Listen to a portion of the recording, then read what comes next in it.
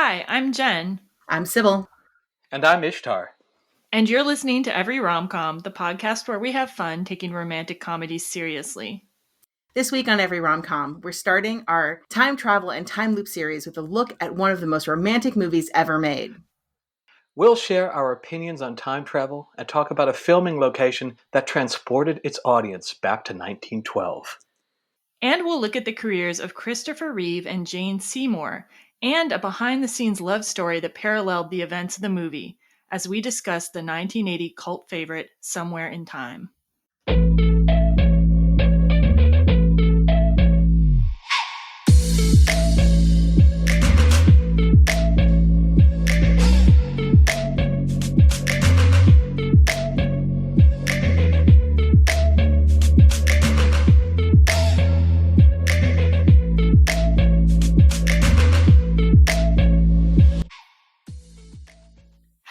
Hello Ishtar, hello Cybil. Hello, greetings. Hello.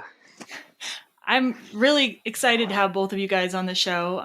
Audience, you may or may not know Ishtar is my brother, so very happy to have him back. He was on our last holiday episode. And Cybil is one of my oldest friends from college. And Cybil and Ishtar and I have all been in a room together before, but it was a very long time ago. So this is kind of like time travel for me at this point. We are definitely dealing with time slips right now, like virtual time slips. We are. I might astral project through Cybil's computer screen. Awesome. That's beautiful. I love it. Anyway, I'm super glad to have you both here for this film. Ishtar, for some reason, I've always associated this movie with you because I think you might have been the one who showed it to me. Yeah, I do believe your first time watching, at least a time that you remember, we watched together, and I think I'd already seen it before, and there was a frozen pizza involved. This is what I remember. Yeah. And Cybil, like, you expressed a lot of interest when I mentioned it too, and I guess you have like a long history with the movie too. I do. So I actually had to call my mom, who I don't have like a super deep relationship with. It's not like we talk on the phone every day. But I called my mom because this is a movie that I have such strong memories of loving as a child.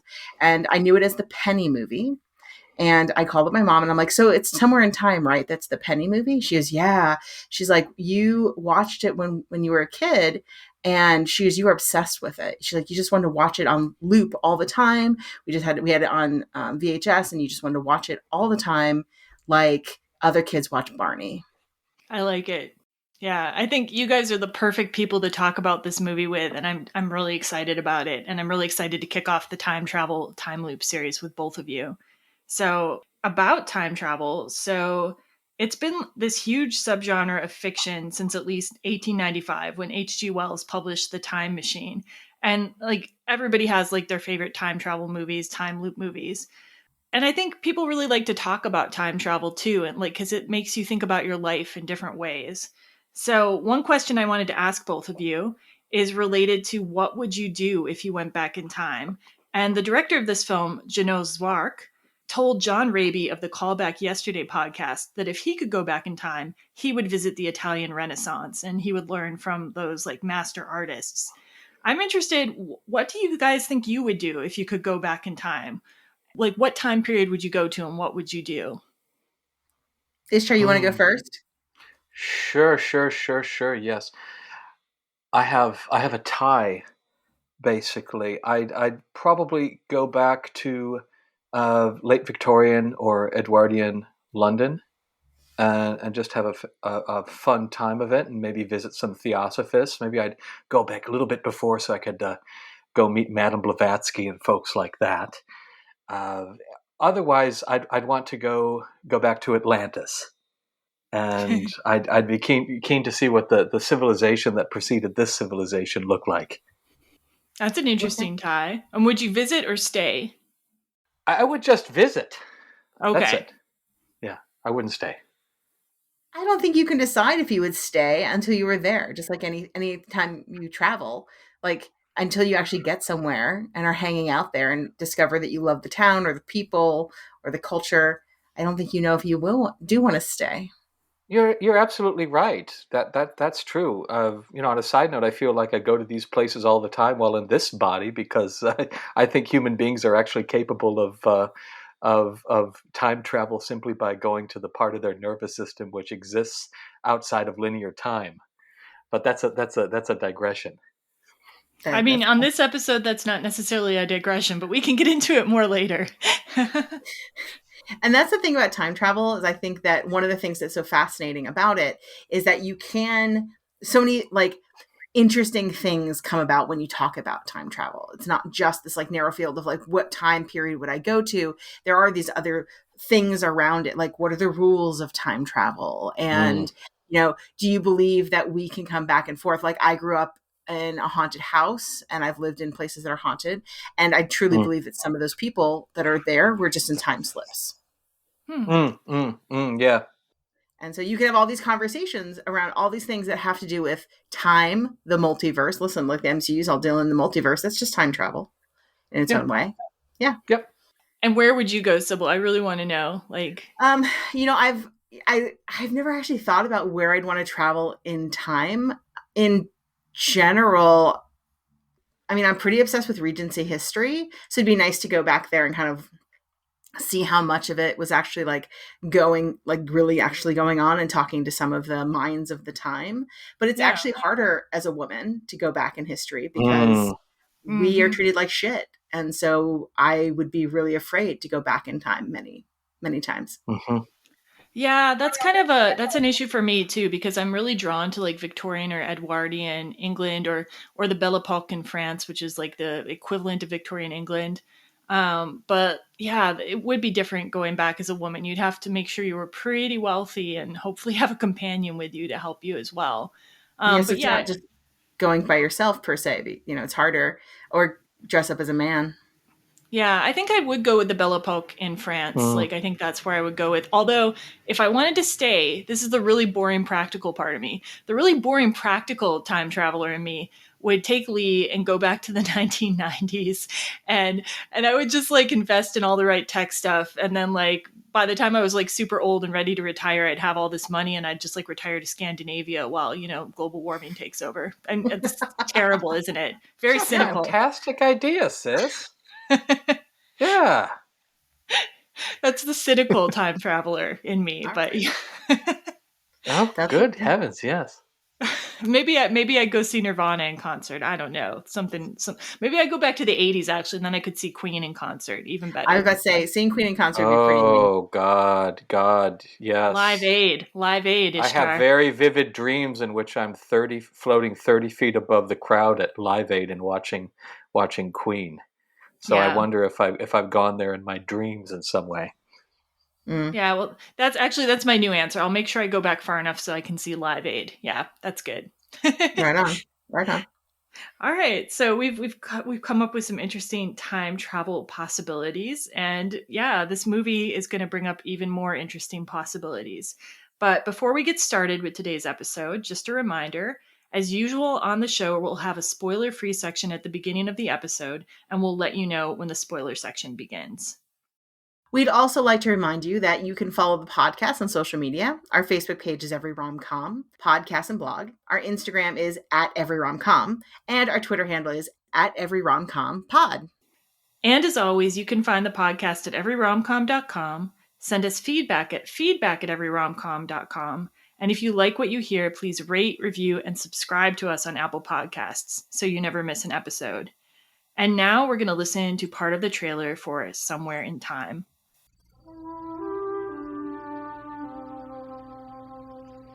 Come back to me. Richard Collier is about to begin an incredible journey into another realm, another lifetime, in search of the love he could never find in this one.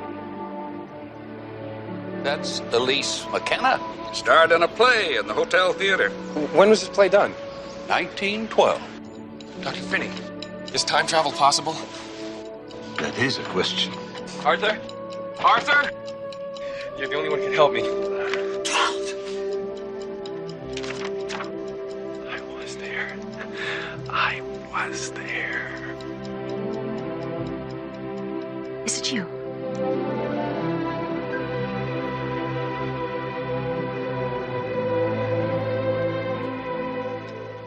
Is he the one, William?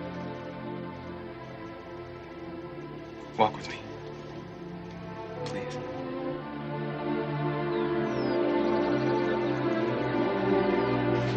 Collier, I know who you are. You came to destroy her.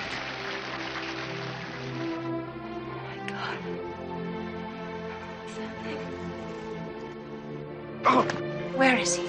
Elise! Richard! A haunting story of the link between a man and a woman. A link that goes beyond fantasy, beyond time itself. Universal Pictures is proud to present Christopher Reeve, Jane Seymour, Christopher Plummer, Somewhere in Time. Someday, in the past, he will find her. That is such a weird trailer. But I actually find that trailer is like the most accurate trailer Yeah. with like the feel and the pacing of this movie. Okay. Yeah. I mean, it's like a 70s trailer, but at the same time, you're like, this is exactly how this movie feels. I don't know. It feels more dynamic to me, but yeah. Someday in the past, he will find her. That's the slogan. I don't know. Yes, that's all true. I guess so. Somewhere in Time was released in 1980. It was directed by Juno Zwark, written by the great and prolific Richard Matheson, based on his book Bedtime Return, and starred Christopher Reeve, Jane Seymour, and Christopher Plummer. And the basic premise is this. So Richard Collier, who is played by Superman, in case you don't know that, is a young playwright. He's at a performance, and it's like modern time. He's at a performance. The play he just wrote, he's getting all these like rave reviews from people. People are loving on him. And this like mysterious old woman who's like sitting like kind of stalker-like in the benches walks up to him and just hands him a pocket watch and says, "Come back to me." And then just like flounces out. She's out the door. People are like, "Do you know who that lady was?" And he's like, "No, I don't know. I've never seen her before." And then we cut away. And it's like 8 years later. And Richards visits the Grand Hotel, where he becomes obsessed from seeing a portrait of this woman, Elise McKenna, who is Jane Seymour. And she was an actress from the early 1900s. While doing research on her, because he's obsessed, he discovers that the old woman who gave him the pocket watch is indeed Elise McKenna, in case you didn't see that coming. So further digging leads Richard to believe that he must go back in time and that he's going to meet Elise in 1912. Yep. That's a premise, man. They don't make movies quite like this anymore.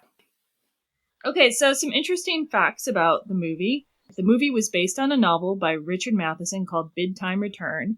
That title comes from Act 3, Scene 2 of the Shakespeare play Richard II. "One day too late, I fear me, noble lord, hath clouded all thy happy days on earth. O call back yesterday, bid time return, and thou shalt have 12,000 fighting men." So there's no fighting men in this movie, but I thought it was interesting just to have the little Shakespeare reference. That title was changed, however, for the movie to be more accessible to a modern American audience. And it was probably a smart idea. Totally, because we're stupid. Well, I don't know about that, but No, yeah. I mean, we never got any better at like understanding things. So people like Bedtime Return, what? I mean, we should have just called it Back to the Future. So I like Somewhere in Time. It sounds like George Harrison's Somewhere in England album title. Yeah, it's a little bit mystical. It is. I like Somewhere in Time. I think it's a really beautiful name for a movie. Like it's very intriguing. Yeah.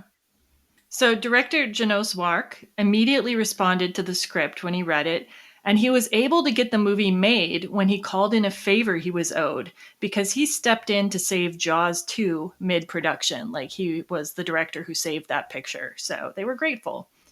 And Zwark wanted a French Impressionist look to represent the past in the movie and differentiate it from the scenes set in the present. So to achieve this, he used 2 different film stocks in shooting. There was a Fuji film stock at the time, which gave like a softer look and represented the past. And then a Kodak Eastman stock represented the present. So film nerds, I thought you might find that cool. Yeah, and the events in the novel, so there are a couple changes from the novel. The events in the novel had taken place at the Hotel del Coronado in San Diego, but apparently that hotel had installed like antenna and stuff, so they didn't want to use it for the movie. They wanted something that looked like it did back in the early 1900s. So they moved the setting to the Grand Hotel in Mackinac Island. And another change from the novel is that in the book, the main character has a terminal illness. So that was changed because they thought it was filming people with illnesses, like you have to make them look kind of sickly or something, or like they're like gradually declining, and they didn't want to have to deal with that. So they took that aspect out. So did she have a terminal illness, or No, did he? He had one. Yeah. Okay, so the Richard was dying. Yeah, essentially. Okay, that makes this more intriguing to me. Okay. So the film had a budget of between $4 to $6 million, depending on what source you look at, and it grossed $9.7 million. So it didn't lose money, but it wasn't a hit. Part of the reason for that was probably because Reeve and Seymour were not able to promote the film because there was an actors' strike at the time of its release. And it was also a critical failure, unfortunately, but it did receive an Oscar nomination for the costume design of Jean-Pierre Dorléac. So, yeah. And over the years, though, after it went on cable, Somewhere in Time developed a cult following. And it has this like really intense fan club, too, which I looked up their website. It's the International Network of Somewhere in Time Enthusiasts, or Insight, which kind of sounds like a cult. It totally does. It's wonderful. Super part of Insight. I'm super part of Insight. Wait, you are? No, of course not. Okay. It was founded in 1990, the fan club, and they publish a magazine 3 times a year, and they hold a yearly Somewhere in Time weekend at the Grand Hotel. And there's a Somewhere in Time weekend coming up. It will be October 7th through the 9th, 2022, and Jane Seymour is slated to make an appearance. So like, I'm not lying though when I say this is like a super intense like fan club, and like check out their website. It's really interesting. Hardcore LARPers, probably lots of slash fiction. I mean, they probably built out the characters and went like, I could go and talk to them and be like, so what do you think? And they're like, oh, let me tell you the backstory of that guy that you don't even understand yet. I'm like, okay. I mean, I went to that years ago without knowing I was going to it. I was actually trying my own experiment in time travel, and they fooled me. Wait, what? You know, when I came out, there were people dressed in suits from that period of time, and you know, and then I figured out. You know, rewind. Wait, you actually went to the Mackinac Island, the Grand Hotel in Mackinac Island? Yeah. Oh. Yeah, I didn't know there was a thing going on. No way. That's awesome. Yeah, just breezing through. You have to tell more about that embellishing. I wasn't really fooled. I just thought it was kind of funny if I had been more fooled, but you know. Well, anyway, check out their website for real. Like, and I have to say, I did so much research for this episode that I did really well on their like trivia game on their website. They've got like a trivia game, and like I did super well. Like, it's kind of embarrassing how well. Okay. So now we're going to talk a little bit about the cast and crew, and I'm going to start out talking about the director, Jeannot Zwark. And he was born in Paris in 1939. He started his directing career in TV, and since the early 80s, his best-known projects have been directing for TV, including directing episodes of The Practice, Smallville, Fringe, Supernatural, Scandal, Castle, Bones, Grey's Anatomy, and more. And his other notable films include Jaws 2, Supergirl, and Santa Claus the Movie. Santa Claus the Movie is probably a stretch for a notable film, but yeah, that's all right. So Jeannot Zwark appeared on the Call Back Yesterday podcast, which is a Somewhere in Time podcast hosted by John Raby. And he talked about how he felt about Somewhere in Time. And he said, I had the picture in my head immediately. I had an enormous affinity for the project. What makes a good love story is the obstacle. And this had an incredible obstacle, time. So this was definitely a passion project for Jeannot Zwark. It's wonderful. Okay, so as I mentioned before, the writer of Somewhere in Time, Richard Matheson, was exceedingly prolific, writing novels and screenplays, usually in sci-fi and horror. In addition to writing the novel Bid Time Return and its screenplay for Somewhere in Time, he had 11 other of his books turned into movies. Some of his other works that were turned into movies include I Am Legend, Duel, The Shrinking Man, What Dreams May Come, A Stir of Echoes, and Steel. He also wrote 16 episodes of The Twilight Zone, including probably my favorite, Nightmare at 20,000 Feet. The adapted screenplays for a number of Roger Corman Edgar Allan Poe adaptations, House of Usher, The Pit and the Pendulum, The Raven, and Tales of Terror, and the script for Jaws 3D. I love that we have 2 Jaws sequel creators on this movie. And none of them are Jaws 4, thank goodness.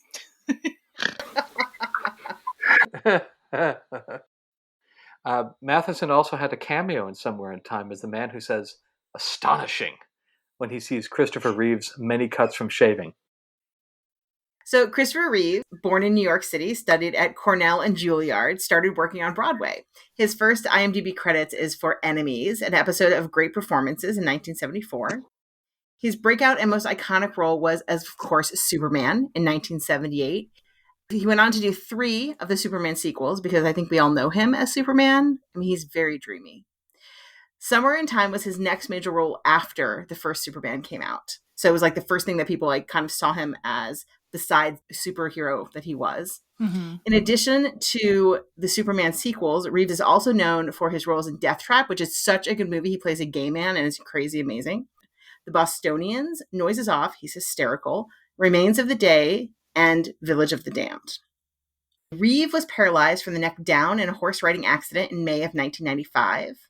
He continued to work after his accident, notably in a TV movie of Rear Window. Reeve directed the TV movies in The Gloaming and The Brooke Ellison Story, and is a co-director of the animated movies Everyone's Hero. After his injury, he also became an advocate for stem cell research. I think that's what so many of us know him for, and started the Christopher Reeve Paralysis Foundation in 1996, which later was renamed the Christopher and Dana Reeve Foundation. Its purpose is to advance research and improve quality of life for people impacted by paralysis. And they do a lot of good work. If you want to know more about that, make sure you check the show notes if you want to donate or anything. Reeve also wrote 2 books, Still Me and Nothing Is Impossible, Reflections on a New Life. He died of cardiac arrest on October 10th, 2004. Yeah, he was such an amazingly talented actor, and I think I kind of took it for granted what a charismatic and talented actor he was, until I revisited this movie and I'm like, my God, what a movie star. When I watched him again in this, I was like, I forgot just first of all, how tall he was. He's so crazy tall compared to everyone around him. He's 6'4". I had to look it up. He's 6'4". And even at that time period, now we have lots of people who are 6'4". At that time period, almost no one was 6'4". So he was really tall and he just incredibly dreamy and such a good actor. He acted in a way very genuinely, whereas so many people of that era, just that wasn't the style of acting. Yeah. Yeah, he was kind of an old style cinema idol, classic movie idol kind of guy. Mm-hmm. Yeah. Yeah. And he had a very good heart, and that shows through. He doesn't hide that at all. Yeah. Okay, so I'm going to talk about Jane Seymour. And Jane Seymour is a British actress. She renamed herself Jane Seymour after one of Henry VIII's wives. Jane Seymour originally trained as a ballet dancer until an injury cut that career short.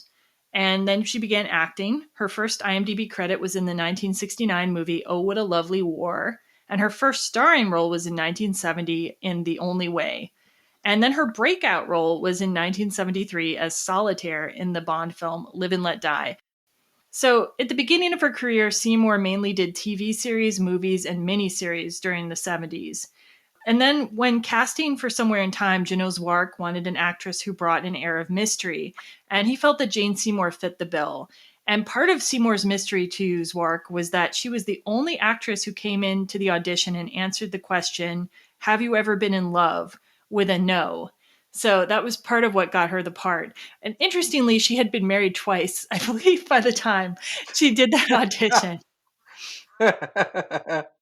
Yeah. I guess she changed her mind about whether she'd been in love. Yeah. And then after Somewhere in Time, Seymour continued to work, but it was mainly in TV again.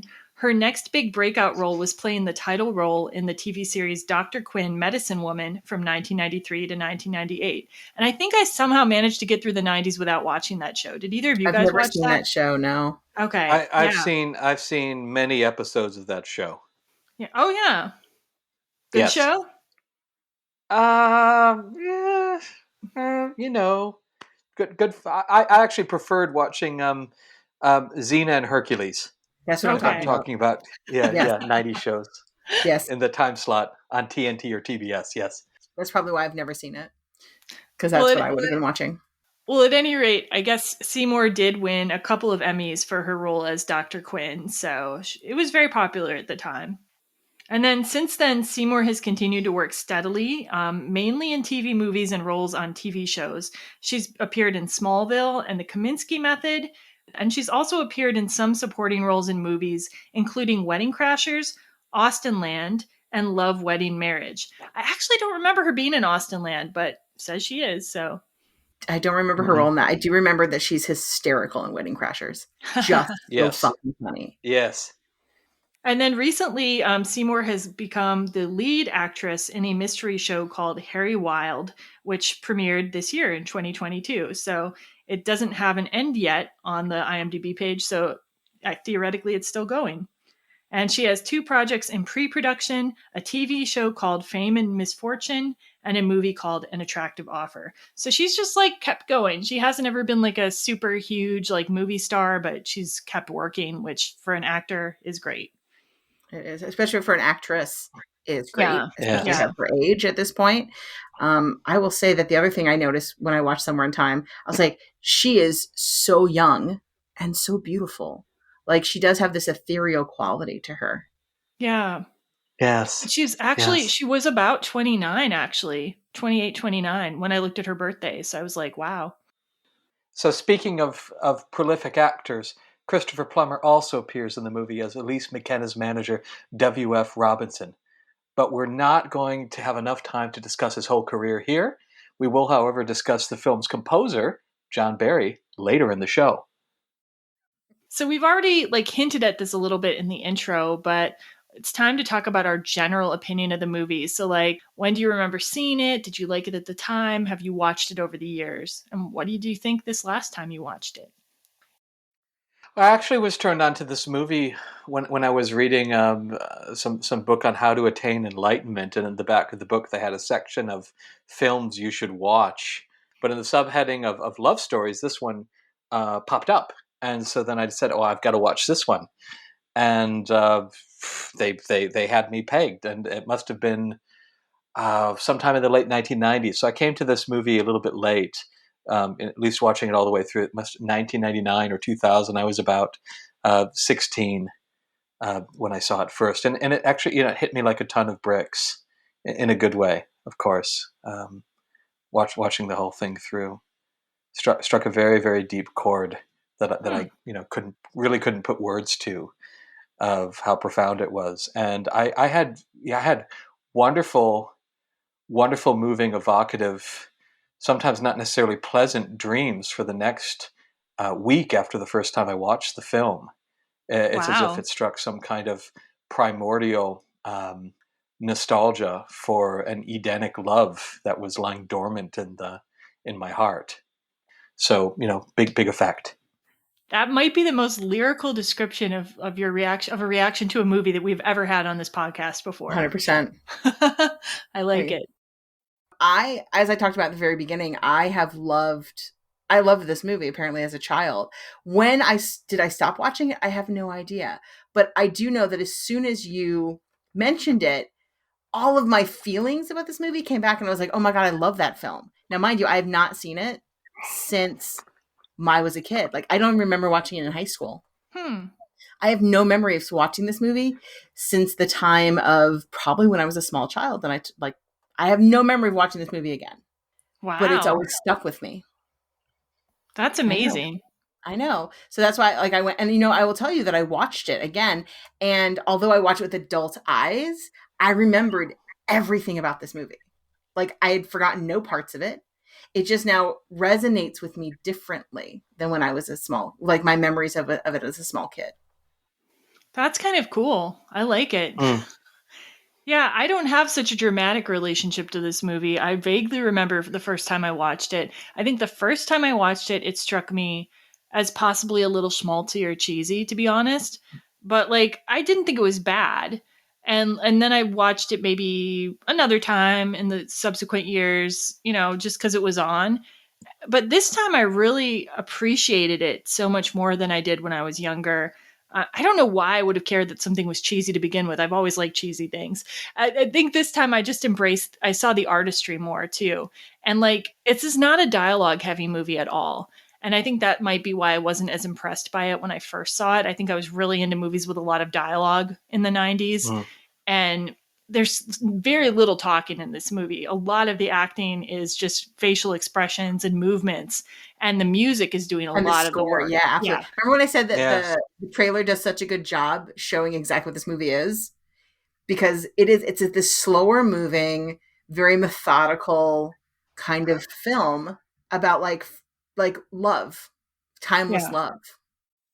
And the shots of the past are a beautiful dream. I'm Yeah, uh, just that has a feel of a lucid dream, that's and exactly right. yeah, paired with the music, my goodness, that was kind of an art experience. Yeah, I think I was looking for a different experience when I first saw it. Yeah, and I was into those very talky indie kind of movies, and so I was like, "This is not that." And now I just like it for what it is. Like I watch it, and then especially learning about the details of the filmmaking, I appreciate it so much more now. So yeah, I was excited to like it as much as I did, and Lee was really into it too when we were watching it together. So yeah, Yeah. is there anything that didn't age well for either of you, or just good?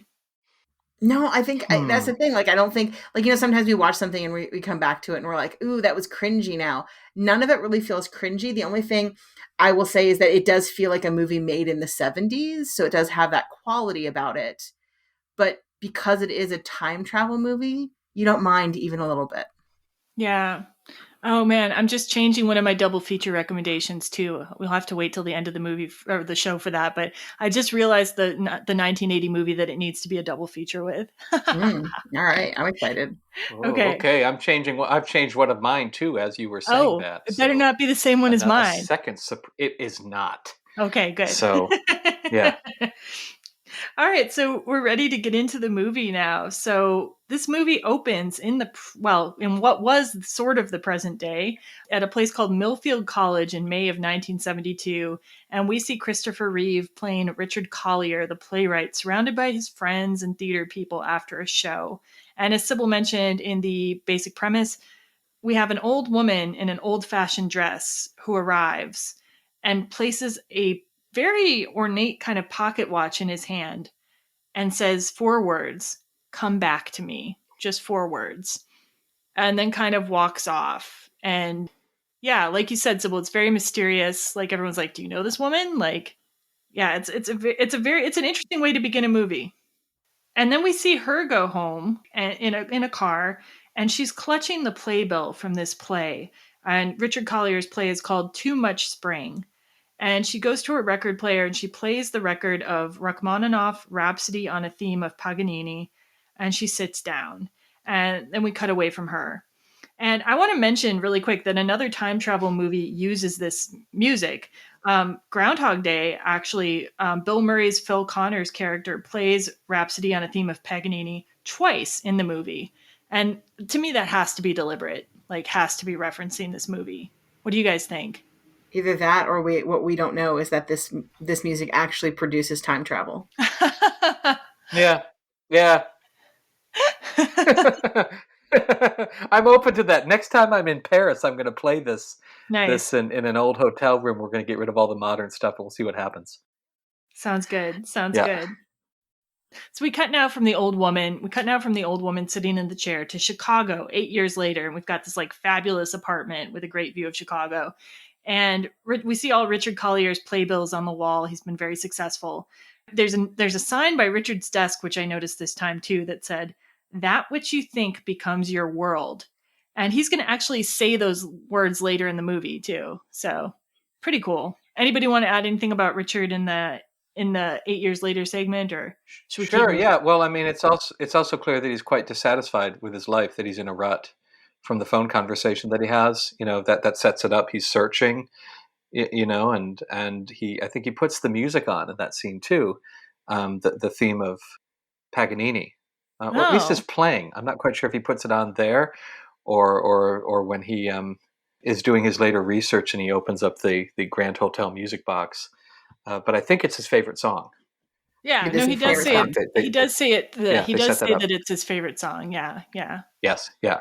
But you're right. He is So absolutely dissatisfied with his life, and he's in like a writer's rut. Like, he's they're in an elevator together with like, I don't know, some dude, some rando guy who's. There's so many characters in here that seem rando, but they're just moving the plot along. Who's like, we need to have your next play. People are waiting for it, and he's like, I have no time for this. And he goes off in a storm with gorgeous hair and his Porsche or Corvette or whatever, and he's like driving away. So Richard Collier ends up going to visit a resort hotel, the setting for which is the Grand Hotel in Mackinac Island. And when Richard arrives at the hotel, he meets a hotel worker, an older guy named Arthur. And Arthur explains that he's grown up at the hotel. Like, he's just kind of making conversation. Like, I've been here since I was a boy in the early 1900s. And then when Richard goes to leave, he says, "See you around, Arthur." And Arthur kind of looks like confused for a moment and says, "Have we ever met before?" And yeah, of course, this is a time travel movie, so of course this will be important later. Yes. So he also gives an important detail, which is very important, that Arthur, as a young child, played with a ball in the lobby, and his father, who was the front desk person, absolutely hated it. Yeah. Yeah, that's his character trait, basically. Yeah, that is who Arthur is as a small child. So I wanted to tell a little bit of information now about the Grand Hotel, which is the setting for most of this movie. And I've heard about this hotel before because I have a friend who's likes to visit it, and man, I found out it's actually pretty expensive to visit it while I was doing this research. But it's a really interesting place. So it's, first of all, located on Mackinac Island, which is a 4.35 square mile island in Michigan, and it's located in Lake Huron between Michigan's upper and lower peninsula. So kind of a neat spot. Like, more than 80% of that island is a state park, so there's a lot of green space. And there are no motor vehicles allowed on the island except for emergency vehicles.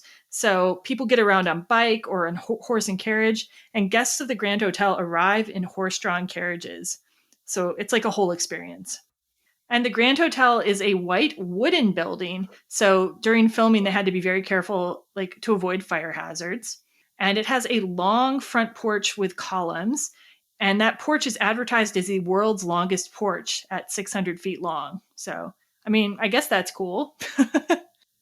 The Grand Hotel opened in 1887. And Ishtar, you know a little bit more about architecture. I was looking to try to find out what style it is. I saw it described as Greek Revival and Colonial Revival. Like, it looked more Colonial Revival to me. Yes, it looks much more Colonial Revival, but sometimes it'll have elements of the Greek Revival, which doesn't look particularly Greek. Yeah, has the Greek filial. Yeah. So you guys are both saying Colonial Revival then? I would say more colonial, but it probably, to make it look fancier when they built it, they probably add some Greek elements because at that time period, Greek stuff was hot. Yep. The Grand Hotel was added to the National Register of Historic Places in 1972 and named a National Historic Landmark in 1989. And it's had a lot of famous guests, including Mark Twain, Thomas Edison, and Presidents Truman, Kennedy, Ford, George H.W. Bush, and Bill Clinton. And one other movie was shot partially at the Grand Hotel, the 1947 romantic musical This Time for Keeps with Esther Williams. So there's a display of Somewhere in Time movie memorabilia at the Grand Hotel. I don't get the idea that it's very big, though, so I wouldn't go there just for that. If you wanted to go to a beautiful old-fashioned hotel, though, it still looks great. It has like very unique rooms with interesting decor. And if you wanted like a fancy upscale experience, like they do things where people still dress for dinner. So, I mean, it's an experience, but it is expensive. The room rates I saw ranged from $400 a night at non-peak times and days to $2,000 to $3,000 a night for certain suites at peak times. And the average room seemed to be around like $800 a night. So it's a splurge for most people. Ishtar, had you visited Mackinac Island only, or did you actually walk into the Grand Hotel at all? I didn't really go in. I just saw it. Okay, so you just saw it from a distance then? Yeah. I just saw it from a distance, but there are actually some people dressed up, so that's why it was funny.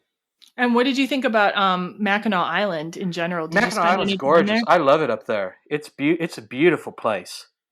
And I wish I could have stayed longer. I was just going around, walking around and enjoying the forest and the water and all that sort of stuff. So you were just appreciating the beautiful scenery then. Exactly.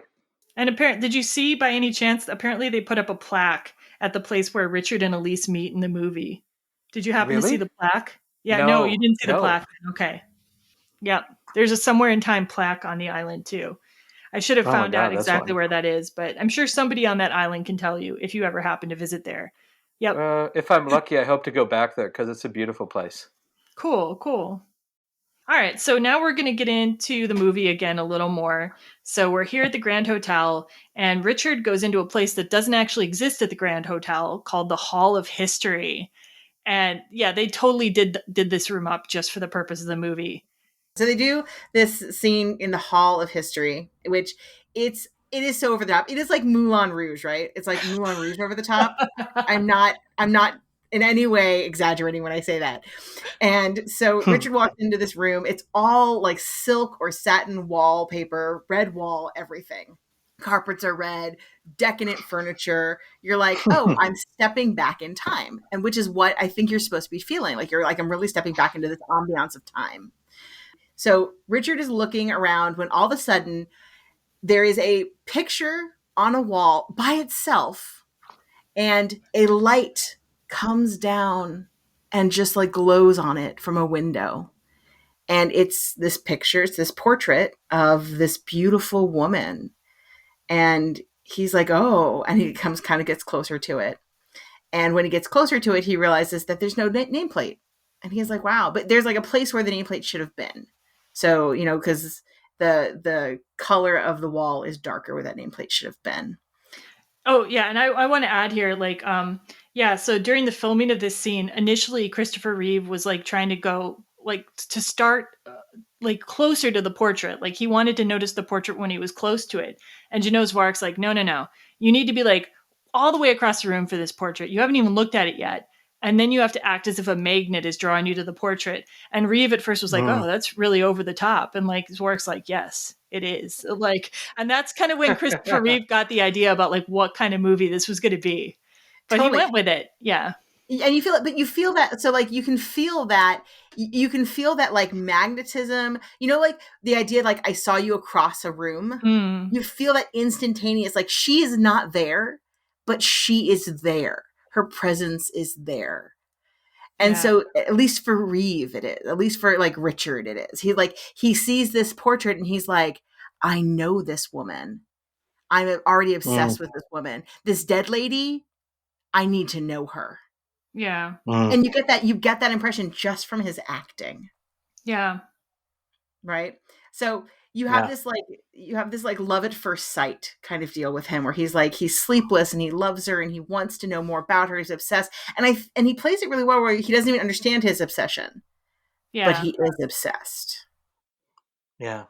Yeah. And it works because, we've already set up that he's looking for some new inspiration, that his life feels empty and here we go, lightning in a bottle.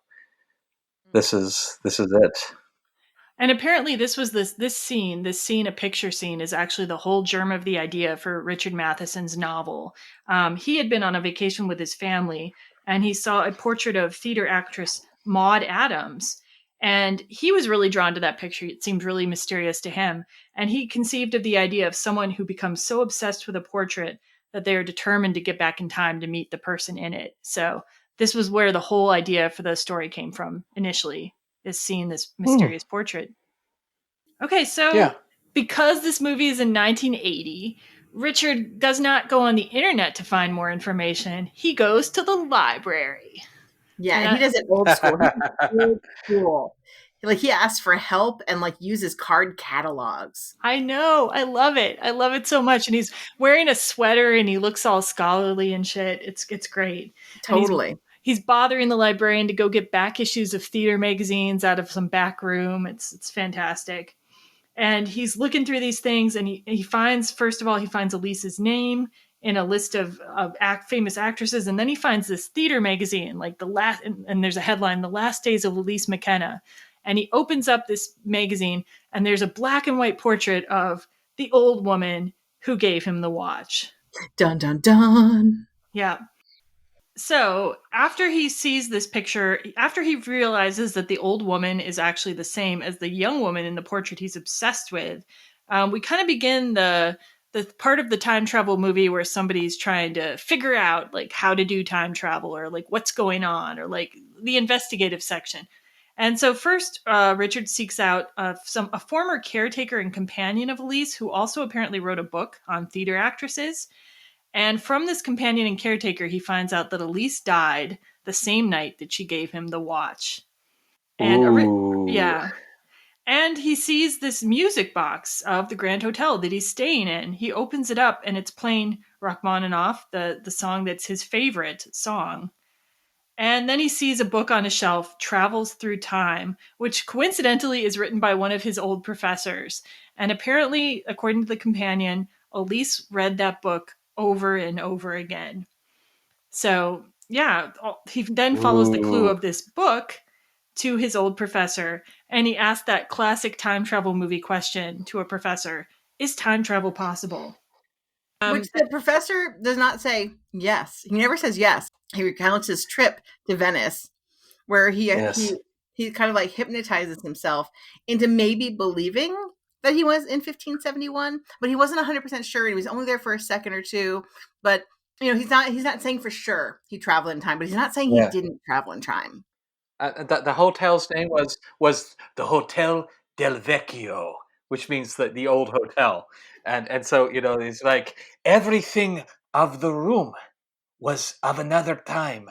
The atmosphere was such that for a brief second, I cannot say anymore. Something like that. It was a wonderful scene. He's like super mysterious. He's like very mysterious. And he never says, which is unlike any scientific professor I've ever known, who's just like, yes, this is exactly how I did it. This is how I hypothesized it could be done.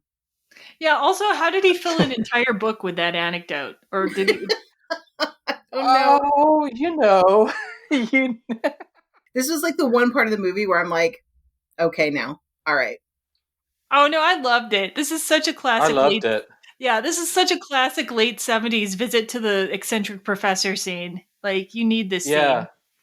You know that this professor is probably reading Carlos Castaneda books and stuff like that, and going to Werner Erhard seminars and doing TM and whatever else. You know that's what he's up to. And he just gets a paycheck for being, is he psychology or physics? I don't remember. He's physics. He's physics. He's physics. He's physics? That's what I'm saying. That's what I'm saying. Do you see what I'm saying? He's not like any physics professor I've ever met. Not even the quantum one. Yeah. That's true. I don't know if Richard Feynman had done a powerful hallucinogen, probably the conversation after that would be very interesting. Right. You know. Well, I like it. It reminds me of every cliched scene like this in a movie, and there are some cliches that I find comforting. I don't know. I love this cliche. It's wonderful. Yeah. Well, I think as a child, I thought it was amazing. Both adult eyes. This is the part that I was like, now come on now. This is the part. this was the part. Like, I was like, it would have been better if like it wasn't a sciencey professor. If like it was just a book from a guy who's like, I believe time travel is possible. All right. Just a strange guy, like with a bulletin board. You know, a guy who believed in mysticism, or a guy who like feels like it did happen, and therefore he wrote a book about it. Yeah. You know, maybe he's an English professor, but he's like, oh yes, but I did write that time travel novel. Okay. I can feel you. I can feel you. Okay, so, but going off of this, like, very brief anecdote where the professor says, and by the way, the professor adds if he did it again, he would make sure that he had nothing that reminded him of the present with him at all. Like, no furniture, no clothing, nothing. Like, he would make everything look of the time. So, going off of this very sort of thin evidence, Richard Collier now outfits himself with, like, some sort of early 1900s suit and money from the time period. And he goes about in the hotel room removing all the modern objects except for these lamps that are over the bed and the bedspread. I have a problem with that, but like, really, that's the only thing you have a problem with? Okay. Like, I had a big problem with these things as well. They're not of the time. he should I have mean, there gotten were so many himself. things that were not of the time in that room. He should have gotten himself like a feather like quilt or something. Like I don't He should know. have he should have hung out in the attic. Oh That yeah, like as I watched this again, well, we're gonna get that. But as I watch this again, I'm like, why didn't he just hang out in the attic? That's literally where all the old stuff is. yeah, that's true. That's a good idea. Good job on that. Well, anyway, he goes about doing his best to like prepare his like old looking room, and he makes this like hypnosis cassette for himself where he's like, Ishtar, do you have a good recollection of what he says like in this hypnosis Yes, cassette? I'm. It's okay. He says something like, "It's June 27th, 1912. I'm staying at the Grand Hotel. I'm here to see Elise McKenna." And then he goes on and often says, I must see Elise McKenna," and a lot of subsequent lines Right. like that. And you are here. Like all of it is about like you actually have done this. You are here. You're already there. You're like it is like putting the idea that he is already there. This has happened. And Yeah. then what he will do because he is there. Yeah. Yeah, it's very like, yeah, self-hypnosis little cassette thing, very motivational. And he's like Christopher Reeve does a great job playing this scene, by the way. He Like does. like he just makes it look like such a struggle, but such a passion, and like it's taking hours and hours and hours. Days. This is like a hardcore montage. Yeah. And then his attempt fails at first. But then he's like gets re-inspired when he sees that there's a guest register in the Hall of History. He wakes up Arthur, the hotel employee, to like let him into the attic so he can see the rest of the guest registers. He looks at 1912 and he sees his own name in the guest registry, Richard Collier. And this is what gives him the motivation to finally succeed at hypnotizing himself into the past. Which, like, I wonder Because if you believe it, once again, if you believe it, it will happen. Yeah, like this really reminded me, and I wonder if J.K. Rowling had actually seen this or if it's just like a thing that anybody would have thought of. It reminds me of the thing where in Harry Potter, where Harry is able to summon a Patronus because he finds out that he already had. Do you know what scene I'm talking about? But like, I mean, this is true for anything. Like once you know the mind over matter. Once you know you can, then you're like, well, I know I can. Therefore, I must be able to. But it's like this is already making my mind hurt though thinking about this, and it did the same thing in Harry Potter. It's like, but how did he get there to know that he got there? You know what I mean? Like my mind is already hurting. Do your minds wrap around this easily? I wrap around this no problem. No problem. No problem. Yeah, no but like problem. how? No but problem. like how? But like how did This he get makes there? all the sense in the world. I don't know why. There's no how. My mind just somehow accepts this as possible. It's 100%. With little reflection. That makes it Just like easier because once you Nietzsche's know. idea of loop time. You know, Yeah. to me, like time could be like an Ouroboros, and maybe the mouth of the Ouroboros can actually bite at a lot of different parts of its body. So you know, to me, there could be all sorts of loops, and I don't know why. That's just completely unreflective. All right. Well, my brain hurts. Yeah, my brain will hurt more later in the episode. Okay. So yeah, he successfully goes back in time in this movie, and we already kind of got into this already. But like, do you guys believe that time travel is possible, and do you believe it could happen in the way it happens in this movie? Yes. I mean, why wouldn't it be? Yes and yes, like both. Yes, yes, and yes. I mean, I believe that time travel is possible because time is flexible, right? And then I also believe that you could do it in this fashion if you believed that you could. Because it's just a slip in reality. And we are creating our own reality as we sit here. Ishtar? Yes, and to the second one, maybe some experiences that I've had. I spent August of the year 2017. It could have gone in this direction. It was strange. I was in Portland, Oregon, working my various remodeling and permaculture projects and living a normal life. And at the same time, what started to happen was if I'd go to the convenience store, just walk down the street or do anything, I would not only be having a conversation with the person in 2017, but it was as if someone was pulling like a veil down, or a sheet, or a transparent thing, and I was seeing them in third century or second century, I don't know which, Republic in Rome, and they had a different face, and we were having a different conversation. It sounded like Latin, and somehow I knew that these two times were connected, that they were sitting right on top of each other, and it was deeply meaningful. I'd asked myself for years, what the hell am I doing in Portland, Oregon? Because I didn't feel like I fit very well. I was like, what the hell am I doing here? I mean, and then somehow all of these experiences were kind of answering. It was kind of like Dorothy.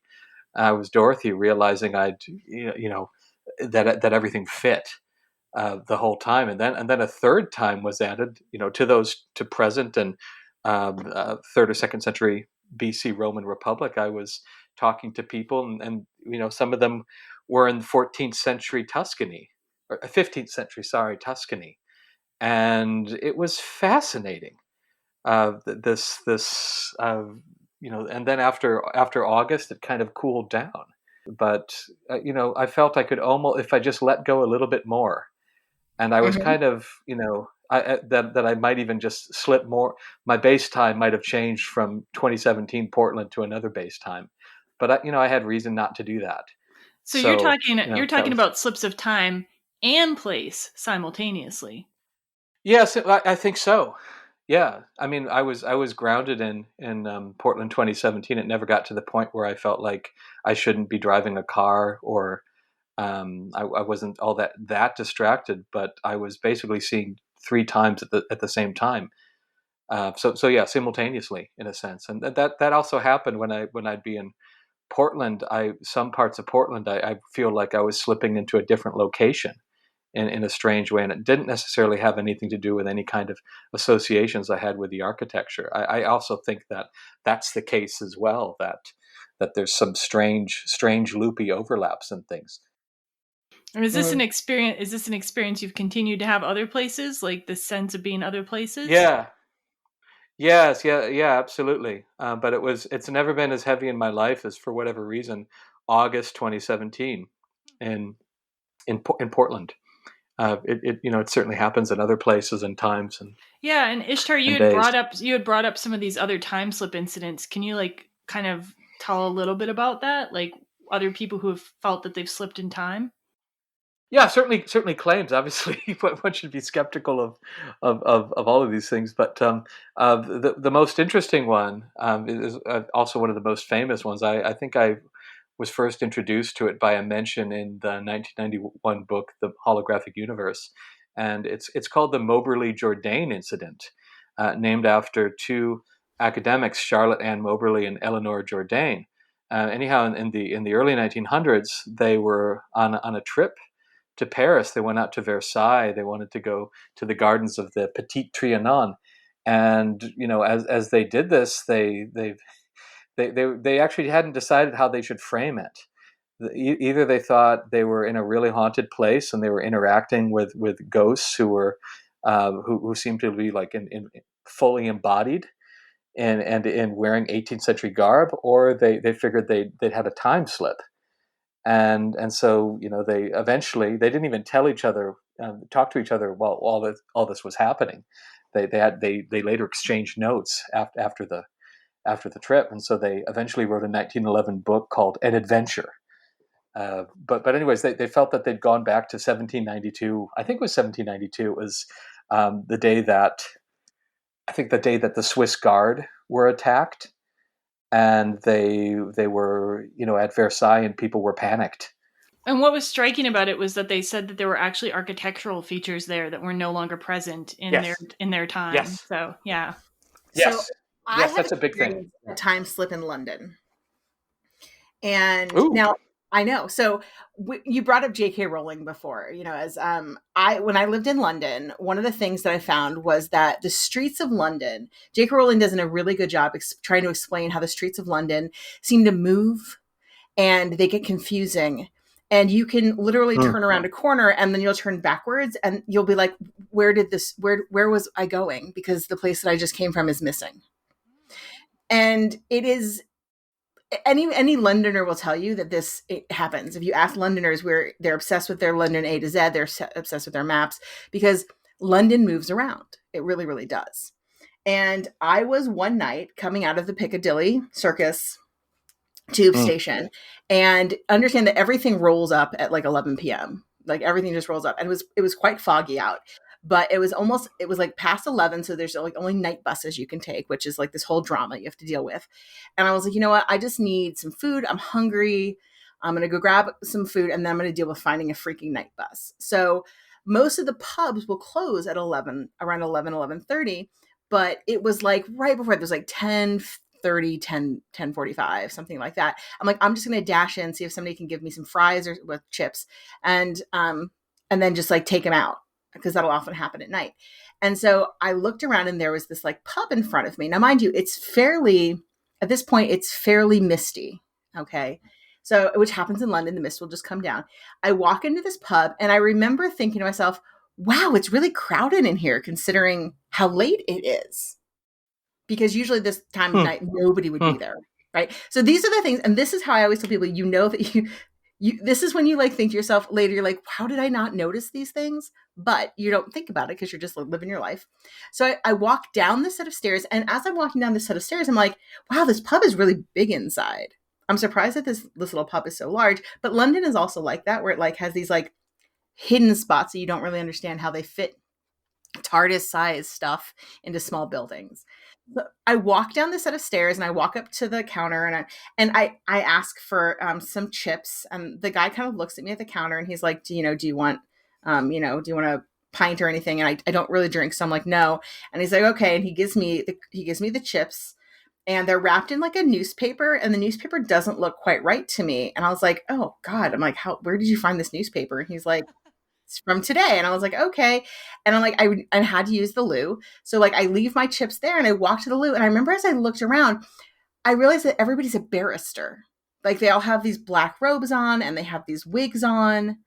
And I'm like, what the hell are a bunch of barristers doing out this late at night? I wonder if there's like a weird, like a weird case that just finished or something. But I'm like in Piccadilly, and that's nowhere near Lincoln Court. And I'm like, this is super strange. And if you don't know London, this makes no sense to you. But Lincoln Court is where all the barristers hang out. Yes. Yes, you're there. Yeah, Piccadilly Circus is nowhere near that. No, not at all. Not at all, right? So I'm walking to the loo, and I also noticed that the pictures on the wall are all like really old prints. They're really old prints, but they look new. So they're all like caricature prints, but they look very new. And I'm like, wow, this pub takes really good care of their stuff. And then I go in and I use the washroom, and you have to understand that washrooms back in London, they're all weird and old and freaky. So like I use the weird freaky toilet with the pull thing, and it barely functions and the water is not really working, and like it's fine. And then I walk back out and it's really quiet. Like almost everyone is gone. I'm like, well, of course they're closing up for the night, I pick up my chips and I walk back up the stairs, and as I walk out, I feel this like weird, and it's hard to describe, but I feel this weird sense of something different. And as I walk out the door, I feel this like popping different sensation, and I turn around and there's nothing behind me anymore. Wait, you got But I'm holding fucking crisps in my hand. You got chips from the past? Yeah. I got chips from the past. Yeah. Wait, so I open up the newspaper. So I open up the newspaper. Now, mind you, this is a time before phones and stuff, okay? So it's not like you're like walking around and like you have all your things with you, So I open up the newspaper, and all of the stuff is from like 1897. Dude. The date on there is 1897. And I'm like, did I just like fall into like a time loop? And I was so weirded out, and I was so weirded out. And I kept the paper it was all gross though, because it has like all the oil from the chips.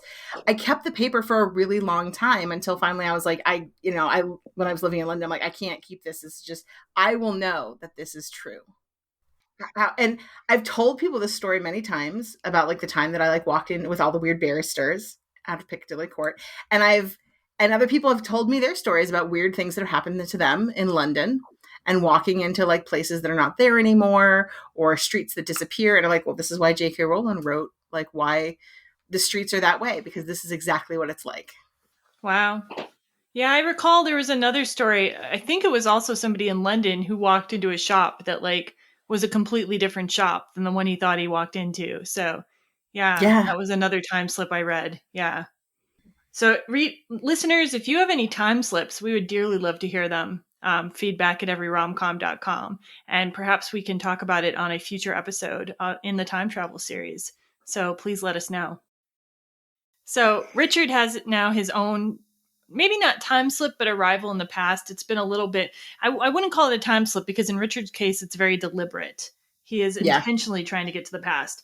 And he doesn't see Elise right away. Instead, Richard arrives, like, location remains static in this time travel movie. He arrives in somebody else's room in the year 1912. And we get this kind of like little funny scene where he has to, hide from some woman who's getting dressed and her husband, and kind of a throwaway scene, but yeah.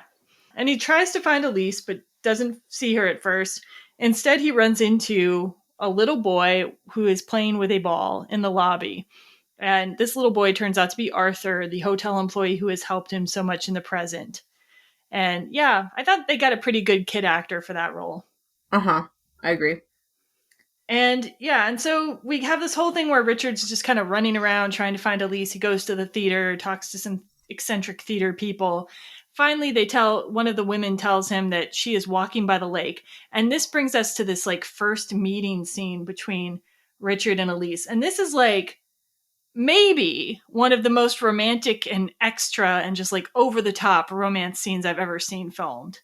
Would you guys agree? I would agree on this. Yeah. Yes. Yes. Yeah. Like we actually see Elise first in a reflection in a window. The director really wanted to point this out in the commentary, so I'm pointing it out again because for some reason he was really proud of this. Well, because like it took a lot of work. Like I watched this, and my sister's a cinematographer, so I watched this kind of stuff. Oh, okay. The window has to close, right? So the door has to close, and then the gentleman who's washing the window has to pull down a curtain, so the light hits it just right to catch that reflection from that far away to catch it on film. So we see Elise's reflection in this little window first, and then we see Richard starting to approach her. And then when we get to the actual scene, like Richard's kind of like walking in between these clumps of trees by the Lake Huron, and Elise is farther along walking by the lake shore. And we just see her from behind at first. And we've got this John Barry score in the background. And the whole scene is just silent. It's just him walking with this music and approaching her. And you see them just kind of staring at each other as he approaches. I tried to reenact this scene with Lee by the lake the other day, and we just could not stop giggling. Absolutely. We're just Did you have the John Barry score? Because unless you have that like in the background, like you're not gonna be able to keep eye contact and not start laughing. That's not how the music sounds. I mean, it's something. No. High string violins are carrying the theme, and da, da, da. I can't do it now. I have to. I can't remember what the music sounds like now. I really like. No. Yeah. No. All these, it's like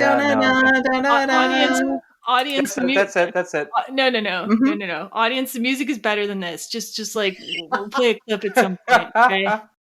Hello, audience. This is Jen from Their Future and Your Past, and I'm here to play you a little bit of the actual music from this scene in Somewhere in Time.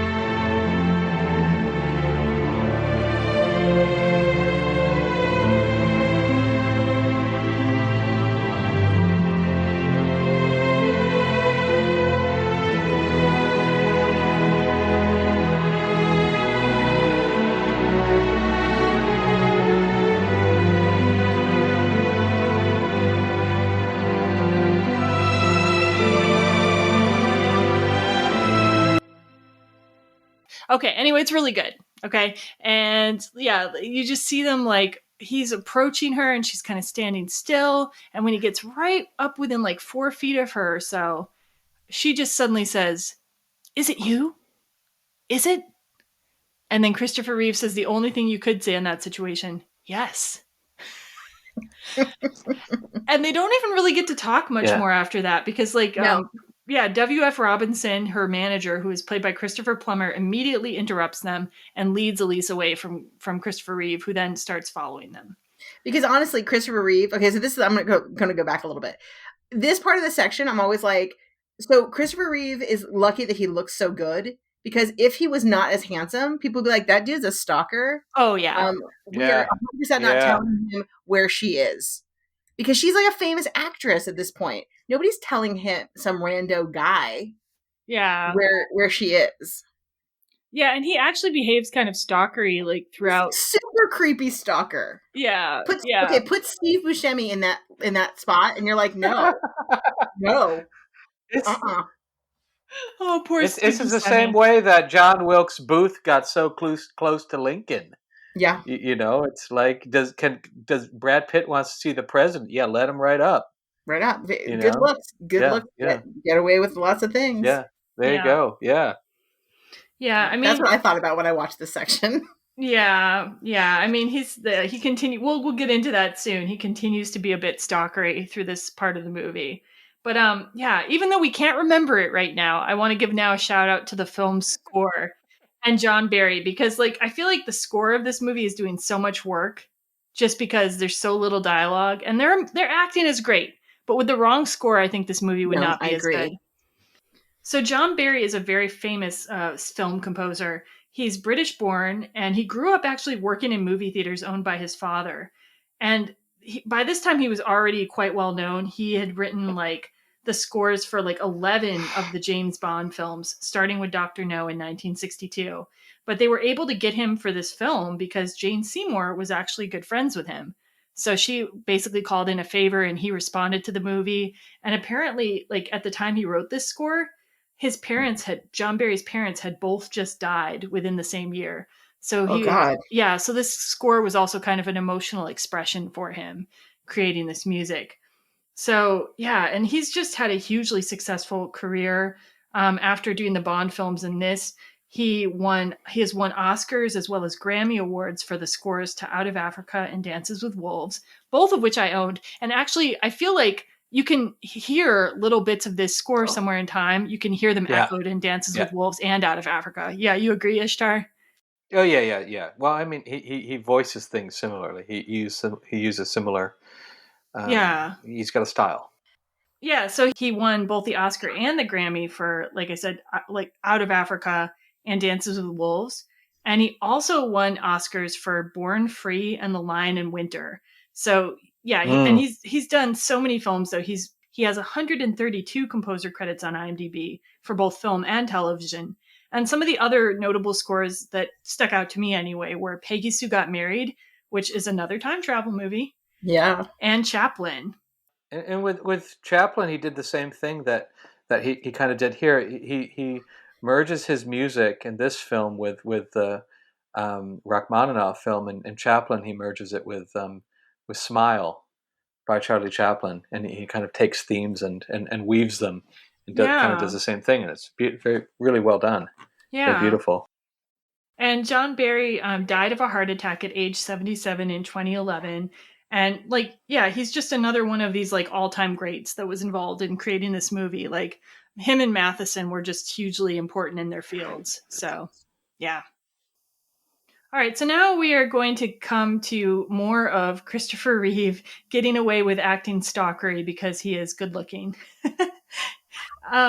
We get a scene where Christopher Reeve or Richard Collier sneaks into dinner in the grand dining room and cuts in for a dance with Elise Mackinac. And I have a clip of their dialogue there. There's not great dialogue to be had in this film by and large, so it was really hard to find clips. Please don't judge the film by its dialogue. And also, this music is not John Barry. What do you think you're doing? Dancing with you. But we don't even know each other. I know everything about you. Yes, I'm sure you do. What do you mean? If you will excuse No, me. no, no, you don't understand. I think I do. No, no, please don't leave. You have no idea. You have no idea how far I've come to be with you.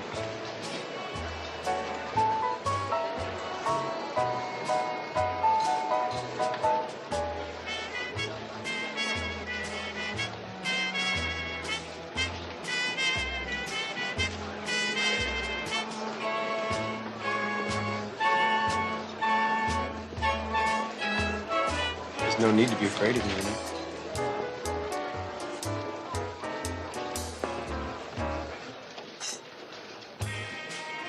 The man's an intruder. You kindly see to it that he is escorted from the premises. If you will, sir.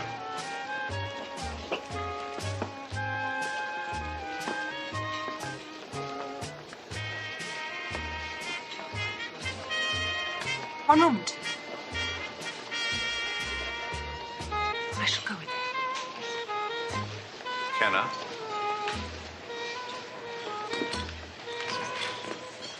You sure you want to do this? Don't worry, William. I shall return momentarily.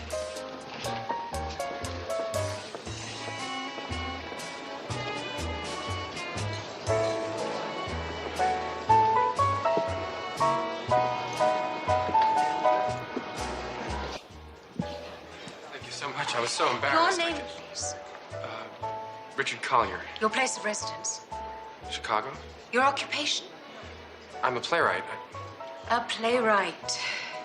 Yes, oh, but I'm not here because of... And you say that you know everything about me. Well, yes, Which is but- patently absurd. You couldn't possibly know everything about me. We've never met. You're a complete stranger to me.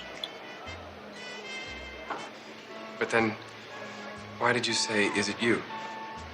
I don't have to answer that. I know you don't. I wish you would, though. Yeah. Like, even in this very dialogue-heavy scene for this movie, there's so little dialogue, and, like, it seems really lame unless you see Christopher Reeve and Jane Seymour delivering, like, acting. Their facial expressions, their movements are so important in this scene. Yeah, it's true. Any other comments on this?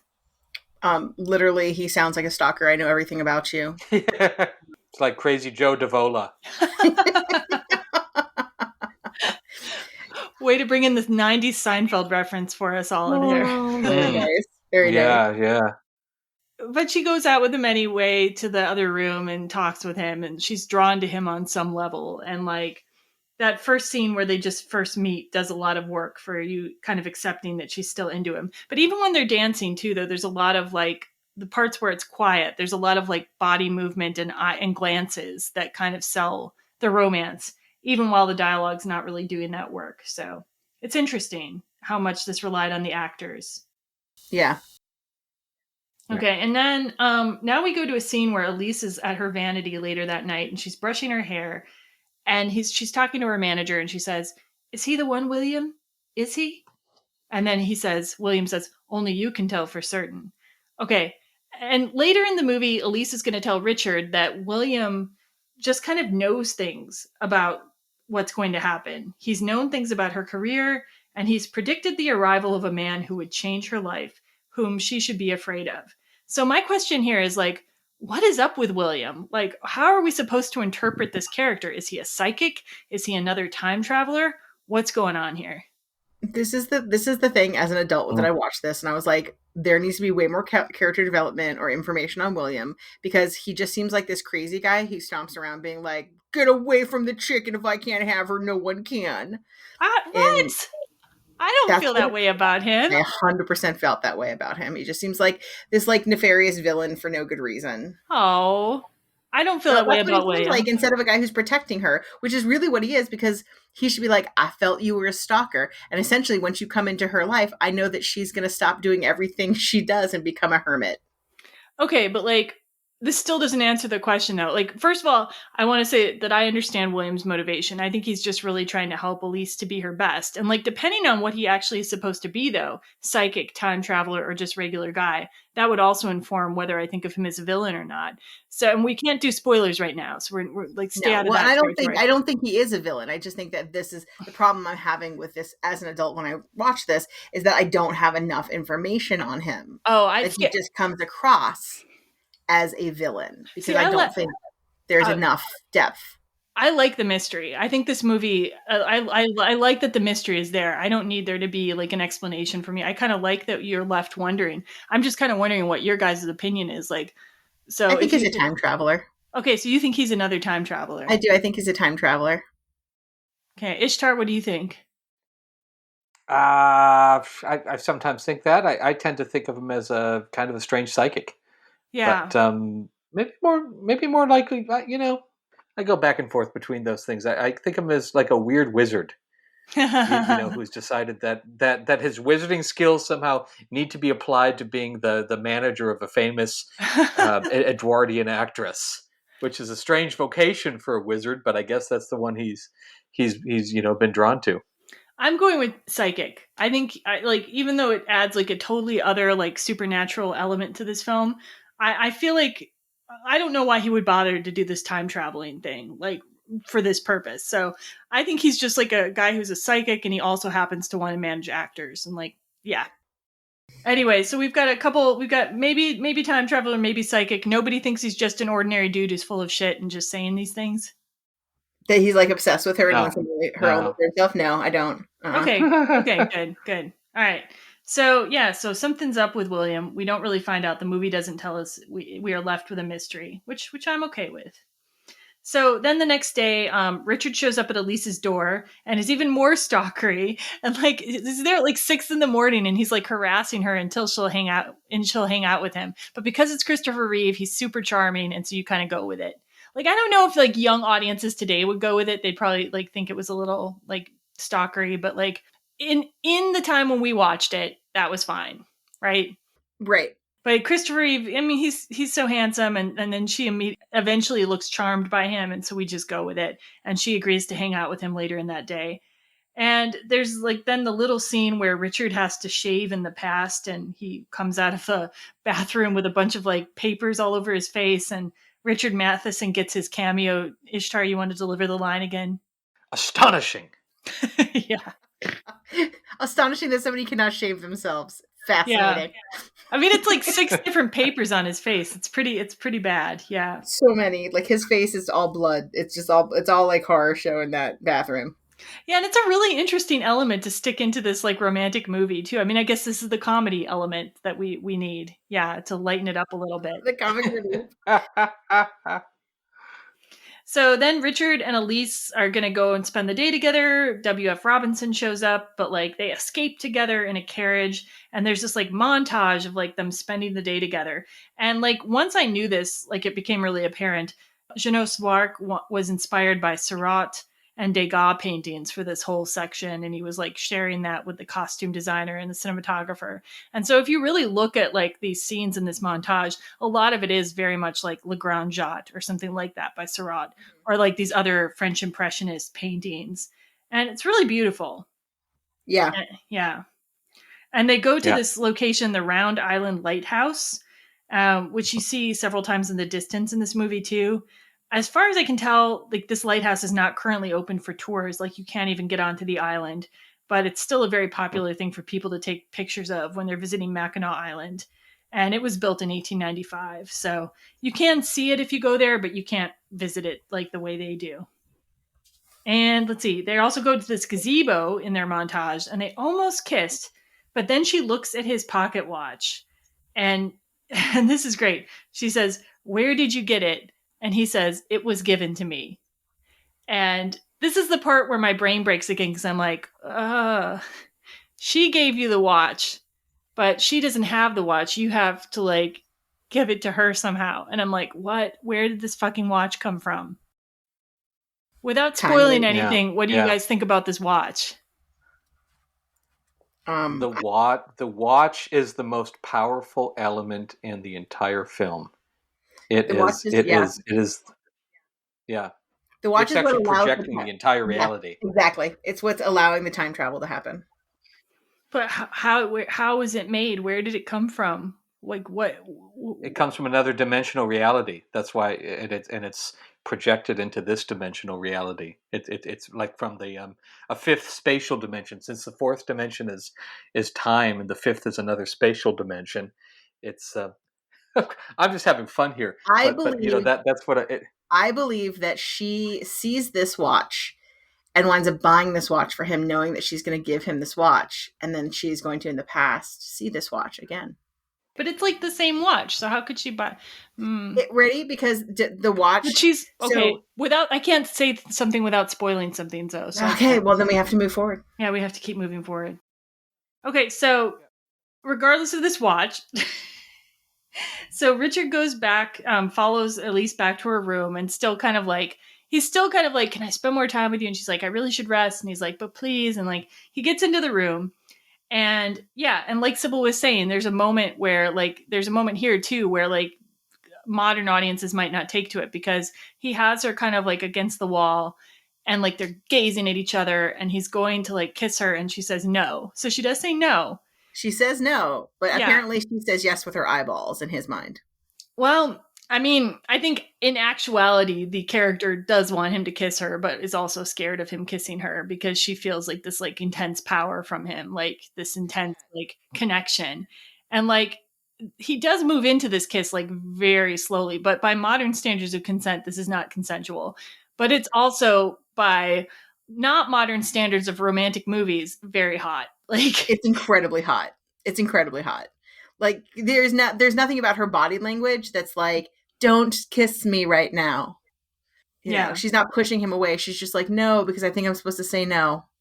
And also because, I just think she's scared. Like, this is like really, they're supposed to have this intense passion for each other, which can be scary, like to surrender to something like that.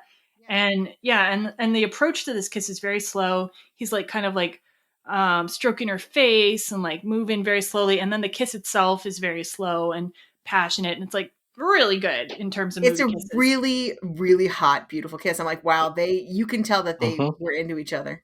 Yeah. Yeah. Oh yeah. And then this kiss, though, gets interrupted by a knock at the door. It is her manager. The wizard. Yeah, the wizard. Yeah.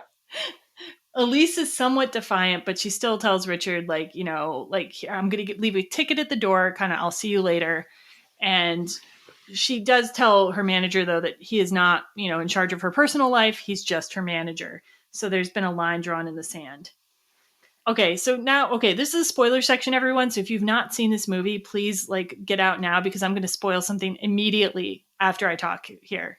Okay, 1, 2, 3, go. Okay, this watch. Okay, there's like, in my mind, there's like one watch, right? Yeah. And like she has given it to him, and then he accidentally leaves it behind in 1912 when he disappears. And she's like holding it in her hand at the time when he's disappearing, I'm pretty sure. So it's like still the same watch. And yeah, I didn't know. I actually didn't know that she had that's it. So right. So she has it. So she already has it. So that's fine. No, but then where did this fucking watch come from? Because nobody bought with the fifth dimensional manifestation. Yeah, he didn't buy the watch. She didn't buy the watch. She was like, went right before like he disappears, right? Like she asks him like what time it is, or he asks what time it is, and then she's holding the watch and she's like looking at it, and like that's what about the same time that he disappears. So like this watch is like an impossible object in a sense. It's not an impossible object. Okay, tell me. I mean, it's not like, so this watch exists because it exists. That is all. But who made it? I mean, not trolls. I mean, it was made. But when and who and how? So it's self-made. It's self-made. It just exists within the timeline. So it exists. It doesn't matter like who purchased it. It's who owns it at the time. Nobody purchased it because it just, I don't know, man. You guys aren't helping with this. So yeah, maybe you'll help the audience. I don't know. I think of the watch as actually manifesting the entire universe around it. It's the projector point where Narayan, the dreaming aspect of Vishnu, is conjuring up this world from his other dimensional abode. Well, that is probably as good an explanation as anybody's going to give for this watch. I mean, I definitely think it's like the access point. It's the point with like, this is what's holding the timeline together, is this watch. Take the watch out and the timeline falls apart. Yeah. The watch is basically the core of the Mobius strip. This movie is kind of like a Mobius strip. You know, it's sort of like loops in on itself. The watch is basically just that, just in the form of a, Edwardian pocket watch. Yep. Over my head, but I'll leave it in there, and the audience can like maybe appreciate it more than I do. So thank you guys for your explanatory efforts with the watch. For me, I think the way I have to watch this movie is like just like it's a mystery that I can't fully comprehend. That's probably the best way for me to watch the movie. That's the best way. That is true. Okay, so watch aside, we now go to Elise's play that she's appearing in, and Richard's got a ticket for it. And the play is this kind of like light comic play of the time, very hokey, called Wisdom of the Heart. And at the beginning of this play, Elise shows up on the stage, and something that every theater director and any actor in theater would hate, she changes her dialogue in the scene. She goes completely off script, and she talks directly to Richard in the audience instead of giving her dialogue in the play. So I have a clip of that, which I'm going to play for you. And because it's one of the longer scenes of dialogue that we have in the play, and it's Elise telling what her feelings are for Richard. The man of my dreams has almost faded now.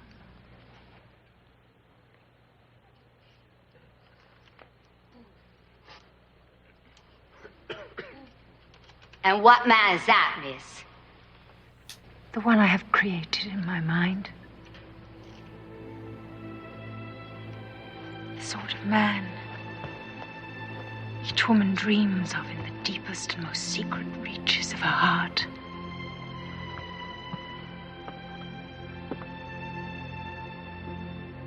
I can almost see him now before me. What would I say to him if he were really here? Forgive me. I've never known this feeling. I've lived without it all my life. Is it any wonder then I failed to recognize you? You brought it to me for the first time. Is there any way that I can tell you how my life has changed? Any way at all to let you know what sweetness you have given me? There is so much to say. I cannot find the words except for these. I love you.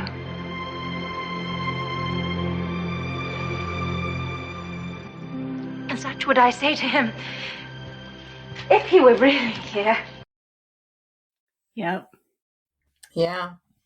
That's actually probably the most amount of dialogue in like one space. Yeah. It's really beautiful. It is. Yeah, I mean, that's some heavy, not love at first sight, but love at first day. Yeah, that's, I mean, everyone in the theater would hate it, but Richard loves it. And then they go back into the play.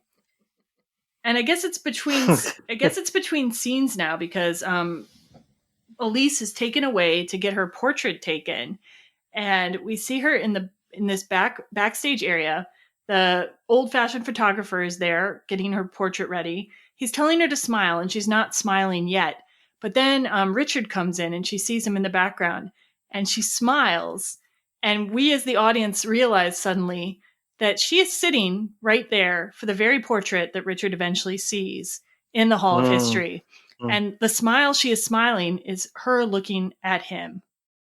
Yeah. Yeah. Which is so important. That's why like it struck him so hard from across the room. Because all time happens at once. Yes. Yeah, this is to me maybe the coolest moment in the movie. I think when this all comes together and you're like, this is all one fabric. This is all this is a destined thing. This is a fated thing, and it all ties together.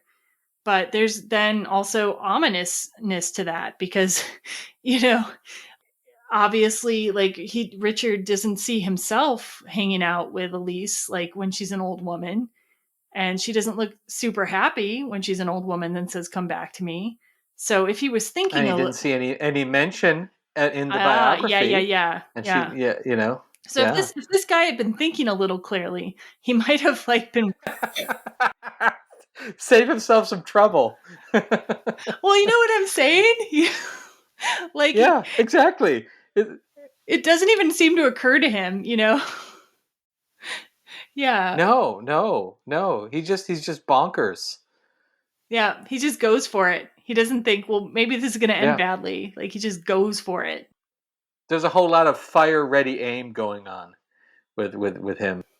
Yeah. And like, even Elise knowing what she knows too, still brings him the watch and says, "Come back to me." So this is like, both of them are just like, whatever. I don't care that this is like doomed to fail. Like, we got to make this happen. So interesting. Yeah. And yeah, let's see. So we see this portrait, and then like, oh man, well, I guess he's not the sharpest tool in the shed anyway, because he then falls for Williams, the manager's ruse. Like, he gets this like fancy letter from Williams saying, "Come and meet me to talk about an important matter." And he goes to meet the guy who he knows doesn't want him to be involved with Elise, right? Like, seriously, you get a note like that in a movie, you know that the guy. Well, I guess he hasn't. Well, he's okay. He's a time lord wizard with a really nice mustache, right? Does he have a mustache in this one, or is he shaved? I don't remember. Well, he's a time lord wizard, so you know that letter has some oomph to it. Yeah, that's my theory here. It's an enchanted letter. Beguiled. Okay. Yes. Yeah. Yes. Very good. Very good. Well, anyway, he goes and talks to William, and we find out during this discussion that William's interest in Elise, is artistic, not romantic. And then William says to Richard that Richard has come to destroy her. And honestly, given the end of the movie, he's right. I mean, Richard basically has come to destroy her, even though it's unintentional. Destroyed is a very intense word. So it's not like he like blew up her career. He broke her, he scarred her face. You know, he's like, he broke her heart. But isn't it like though that she stopped working after that too? Like, that's like, that was like, she stopped working after that. But that, again, maybe that's because the person who's supposed to be helping her was like, "You are now destroyed, aren't you?" I don't know about that. I really feel like I feel like it's implied that like she just never had like her caretaker or whatever said that she just never had the same spirit after, you know, this thing that happened in 1912, which is we're going to find out Richard disappearing from her life. And it did kind of destroy her, like her spirit. Like, she was just also like traumatically scarred by seeing somebody disappear. Maybe, yeah. Like maybe, disappear in front of her. Like how did he disappear? Does he just like kind of like fade away, or is he like like you see him like dismantled? Like, is it like, you know, I don't know. Like, he would probably fade, and there'd be a weird popping sound. That's what I thought. Which happens with these sorts of things. That's what I would imagine. Yeah. But why would she be destroyed? Is she so like weak-willed and weak of mind? Well, think about what happens to like Richard at the end of the movie. I mean, this is like he's also weak of mind and weak. No, he's very strong of will, because he's like, I'm gonna die trying to get back to her. Yeah, like these. Yeah. Well, they're just terribly romantic types. Yeah. That's all. You know, it's like they've tasted the best kind of chocolate, and they can't settle for anything less, and that's it. And they don't want anything else. 2 years into that relationship, and they realize they don't even like each other, and like he snores, and she like, you know, she's kind of like has wandering eyes. Like, you don't even know. Like, they've barely been together yet. Well, in their minds, this is like the only thing they need in life. This is like a passion beyond our understanding. Like totally true. Yeah, I don't know. Like, I don't know. My point is though that like, okay, if this guy William is a psychic or if he's a time traveler, he may just be telling the truth as he sees it, which is why I never see him as a villain anymore. I see him as like, hey, like maybe we could avoid all this, you know. Maybe we could stop this all from happening, and Elise could be happy, and like you could go back to like, you know, your time period and be happy there and blah, blah, blah. I don't know. Yeah. But no. but no. So William Nope. sends his thugs to beat Richard up, which is entirely predictable the moment you get that letter. And he ends up tied up in a stable. And man, this guy, okay, already he's been wearing the same suit for several days, right? This brown suit that he's wearing that everyone keeps saying is out of date, right?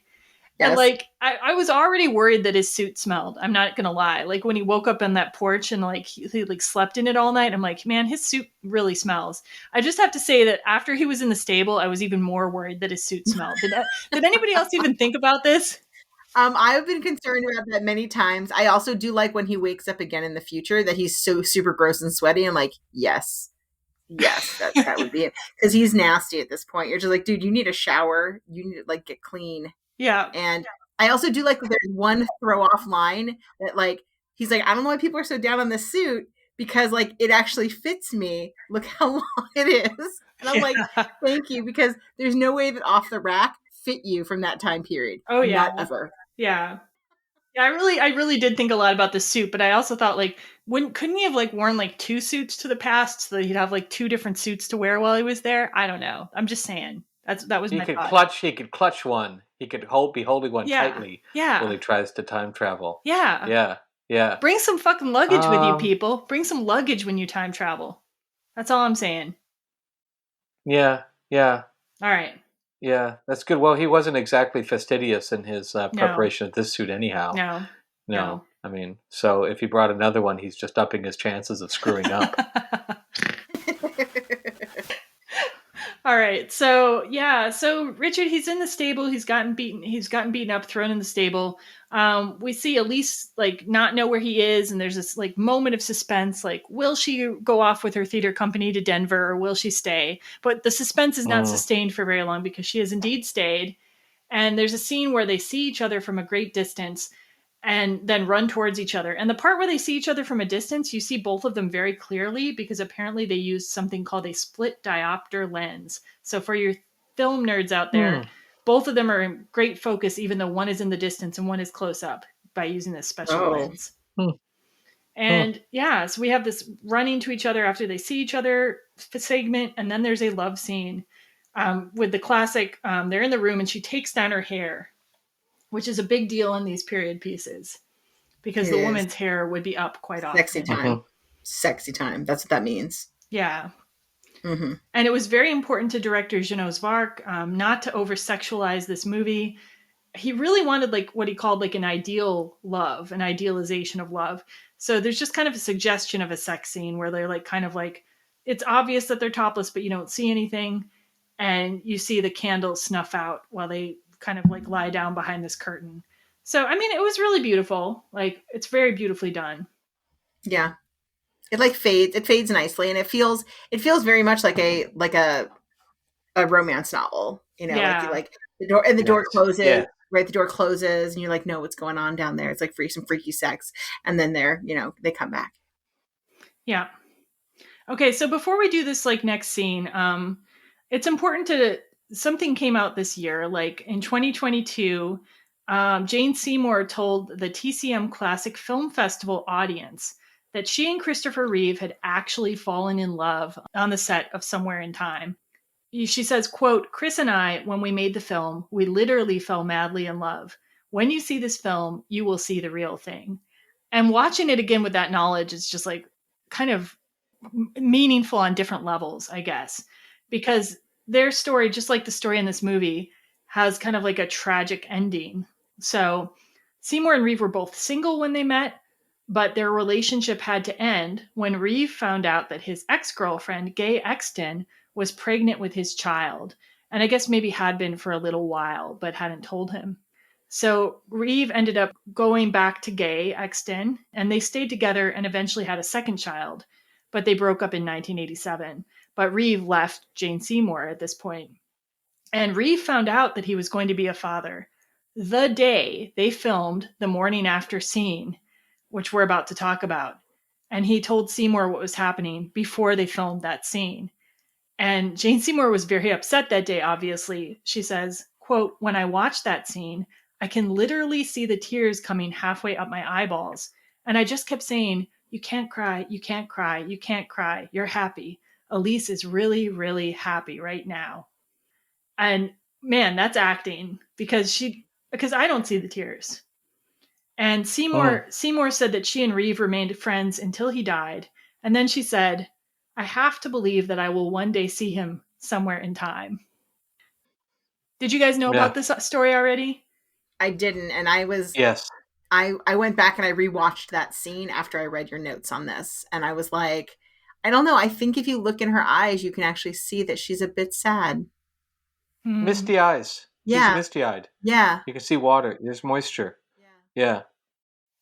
Yeah, because in this scene, they're like, after they've had sex, they're eating on the floor, they're talking about getting married. It's like a happy scene. She's just like so in love. And like that, and they're just like in this jocular like mood with each other. They feel like they're going to be together forever. Their life has got all these possibilities. And so she's joking with him that he needs a new suit, which yes, he does. And he starts showing off his suit and all of its features, and he's going through all his pockets when he suddenly pulls out, and this is why it's called the penny movie, a 1979 penny. And this goes back to the professor saying we can't have any modern objects around because his just eye flashes on 1979. And this is where their whole love story goes to shit. Because we see like first him kind of like reaching out his arm and kind of like looking kind of pale or something and sickly and kind of pulling backwards. And then we see Elise kind of like reaching forwards and screaming his name. And we get this like POV shot where Elise looks like she's disappearing into like a black tunnel while reaching out to him. This is where we realize that Richard is disappearing from 1912. So if you go back to the conversation we had very early about time travel, right? And if the professor had not said to him that modern day objects would potentially bring you back, would this penny even bring him back? But is it because that he put that idea in his head that it ruins the illusion?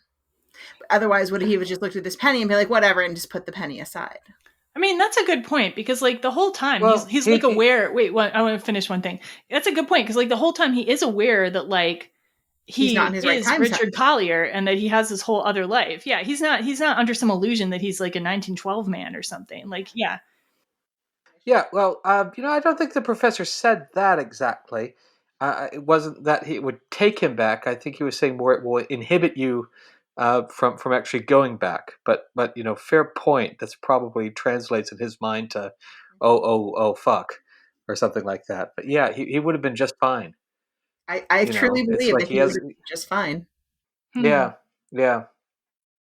Well, in any case, this penny is like this like the tragedy of this is it's this like tiny object causing this whole life to blow apart. Like it's I think it's so poignant that it's this penny. Yeah, so I know that when he drifts away like that. So that's what I thought about. Like I thought about the fact that like here he is, he's drifting away. But then in my mind, and we're about to get back to the present, in my mind, he gets back to the present. I'm like, if you can get there once, why can't you get there again? It should be easier the second time. In fact, you've already done it once. Yeah.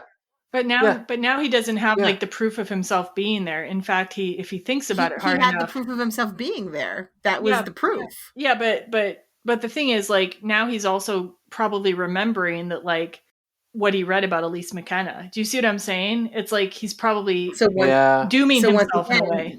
So once again, it's the idea that everything. So like with him, if he doesn't know it's true, then he can't live that timeline.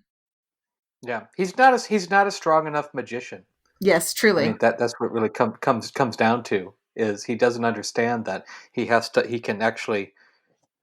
lots of other loopholes, but he's a romantic, so he can't pull out of the depression. But could it even happen any other way? Because like the only reason he gets the idea to go back in time in the first place is when he gets that watch from Elise McKenna, who he's never met, and then sees this portrait, which you never. Yeah. You see what I'm saying? Like, to me, it just feels like it's all inevitable and a piece. He can find some old place in like Akron, Ohio, and say like, I'm gonna be here in 1918. I'm gonna keep a low key. I'm gonna make sure not to end up in any history books. And so I can spend a whole lifetime with Elise McKenna, going to make sure that she says, "Come back to me." And he could work around all the stuff that he already knows by creating this new magical formulation of We're going to keep it low key. We're not going to do any plays, and my name's not going to come up in any newspapers or history books, and we'll work it out. He could have done that. Well, I like the spirit you're showing here, Ishtar. I like that. So then Yeah. So then the other question I have for you, which I didn't realize, but we brought it up while we're filming or when we're recording this, is you said that the pocket watch is left with her, correct? I believe so. Yeah. So if the pocket watch is left with her, if he can't get back, is it because he does not have the pocket watch and she needed to come forward to him? Yes. I don't know. Excalibur abandoned him. Yeah. Yeah. Because once again, the pocket watch is what makes everything possible. Yeah. Yeah. Is a time traveling object. Well, and anyway, this movie ends up being this perfect romantic tragedy. It does. Very Romeo and Juliet. Yeah, it just feels inevitable and feels but you want it to work out. You want it to work out, but you somehow know that it's not going to. Unless you're Ishtar and you come up with this really good plan about going to Ohio. So yeah, I don't know why I chose Akron. It would have been more exciting at the time, I suppose. Okay. Yeah. So we're back in the present. Richard is super depressed. Like he tries to get back and he's trying to get back, but he just can't. He's in a deep, dark depression. This is some of my favorite stuff. We revisit all the scenes in which, they met and they had their time together, but now they're all gross. So there's one where he's sitting by a trash can that's overflowing and has seagulls, and there's a boat in the distance because it's obvious that he's not in this idyllic time anymore. Yeah, and that's the scene. That's the actual scene where the "Is it you" happens too, the most romantic scene in the movie, and now it's trashed. Yeah, because we're in the present. Yeah, but they're all like that. So he's my now is just garbage, right? Yeah. He embraces the photograph of her and is obsessed, and he is eventually found in his room in a catatonic state. And apparently he's been in there for a week or something without eating or drinking or anything. Yeah, Arthur's if I had only known, Arthur finds him with this doctor or something, and they're going to get the oxygen and everything, and but we see him and Christopher Reeve looks really horrific here. He looks like he's dead. Yeah. I was saying on Twitter at one point that when I rewatched this for the first time in years, this movie is just a hair's breadth from a horror movie, in a way. It's true. A Poe horror. Yeah, because it's a tragedy and it could have been avoided, and this guy has just hurtled towards his own death without realizing it. You know what I mean? And he just looks terrible in this scene, just terrible. But then as he's dying, we slowly see a smile form on his face. Still kind of creepy, but a smile. And we get a scene where he's leaving his body and hovering above it. Yes. Were you going to say more? Yes. I'm sorry. Yeah, I would say, I actually thought he was fully dead until he started smiling. I thought he was I'm oh, dude, they're just trying to resuscitate a dead dude. Yeah. But he wasn't, because he started smiling, and you're ooh, it's kind of creepy because he's got it he looks like he's a zombie. He's gross. Yeah. But then we see him then leaving his body and hovering above it. And then after that, we see the last scene in the movie is this he meets Elise in this completely white heaven-like place. They're in there. She's in her fancy dress when they first met. He's in that suit. My God, he has to wear that suit for the whole of his afterlife. I feel so sorry for him. Well, he can change. I hope so. But I mean, it's it's meant to be basically they are meeting in heaven, I think, more or less. And I think you're meant to take it pretty literally. Would you agree? Yeah, I would. I think that they're meeting in heaven, that he has died. I mean, I wish it was that he's going back in time to be with her again. But we know that is not the case, because he does not believe that that's possible. He believes that he has to die to see her. So interestingly about this, so I was looking at the special features on the Blu-ray for this, and Christopher Reeve said that in July of 1995, about 2 months after his accident, he had an experience where he flatlined and had an out-of-body experience where he actually hovered above his body. And so he hadn't really believed that was possible, even though he portrayed it in the movie, until that happened to him. And he seemed pretty astounded by it, when he talked about it in the special features.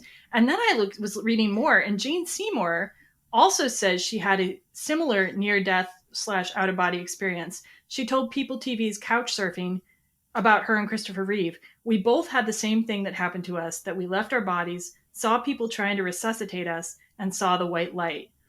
And Seymour told Huffington Post UK about this experience. It changed me and my life. When I was resuscitated, I came back and I realized that you take nothing with you except the love you've shared and the difference you've made. It made life very simple. So Ishtar, I thought of you when I read this because like I know that you talk about your near-death experience on different like podcasts and other lecture series and things like that. Like what did you think about like both this scene in the movie and hearing those stories from Seymour and Christopher Reeve? Well, I especially liked reading Jane Seymour's story because it's much more detailed and sounds textbook. Sounds familiar. Yeah. I've also been above my body, looking down at it from the roof of an ambulance, actually, looking at EMTs tending to me with a neck, on a gurney with a neck brace. In my case, it was strange because I was also looking out of my eyes in my body at the same time. So, interesting stuff. Yeah. And like, I might put actually a link to one of the shows where if you send me a link of one of the times you've talked about this in a show, I can put a link to that in the show notes because I think it's really. Oh yeah, I can do that. I'll try to find one that's more concise and yeah. Yeah. And how about actually all this brings up a quote from Rumi that I quite enjoy, which is short now on a share. I mean something, and it goes, "This place is a dream. Only a sleeper considers it real. Then death comes like dawn, and you wake up laughing at what you thought was your grief." That's really beautiful. And what do you think about the scene in the movie then? Do you think like, is it a good representation in your opinion? I think it's beautiful. Yeah. Yeah. Like for the character Richard Collier, disregarding parents or any siblings or people that we don't know about, the great love of his life was Elise Mackinac. So I'd fully expect her to be the first one that he sees when he's heading on out. This is something that's very common, at least in reports of NDEs, is they do have this kind of hallway or rainbow bridge or different motifs, and usually there's some dead relative there, kind of acting as your Virgil, taking you to the other side, and this is common in hospice. When people start reporting that they're having conversations with dead relatives, the people who are doing hospice care generally know that there's just a few days left tops of this person's life. It is so textbook and so regular that it's almost down to a science at this point. Wow. Any thoughts from you, Cybil, on the ending? Any more thoughts? No, but I do think it's like this beautiful, bittersweet ending, where you're just like, well, you find each other in love. This is it feels very like, so it feels like a very Asian ending. So this is like how many Asian love stories ends. You mean like when people die instead of living happily ever after? Just like in storytelling, like if you tell like these mystical stories, this is how like love does not conquer all. Yeah. But love ends and you find each other in death. Okay. Yeah. So not exactly a rom-com per se. So we cheated a little bit, everybody, but like, I felt like you couldn't do a series of like romantic movies with time travel without doing Somewhere in Time. I just feel like it's the foundational romantic time travel movie, in my opinion. I mean, I would agree. So we're going to do our double feature recommendations now. And my first double feature recommendation today is going to be a movie that Roger Ebert, incorrectly, by the way, said was better than Somewhere in Time when he gave Somewhere in Time a fairly bad review.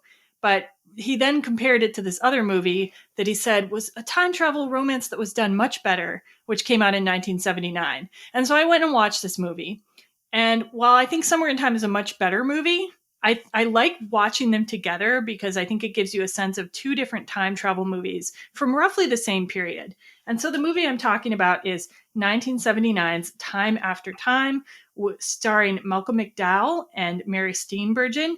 And the plot of this is like wild. Okay, the plot is that H.G. Wells finds out that one of his friends is Jack the Ripper on the same day that he's shown all of his friends his time machine.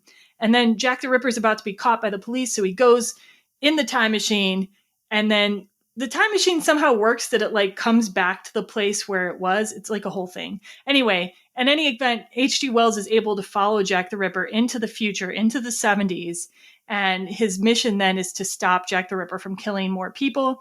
But while he's there, he also falls in love with this banker played by Mary Steenburgen.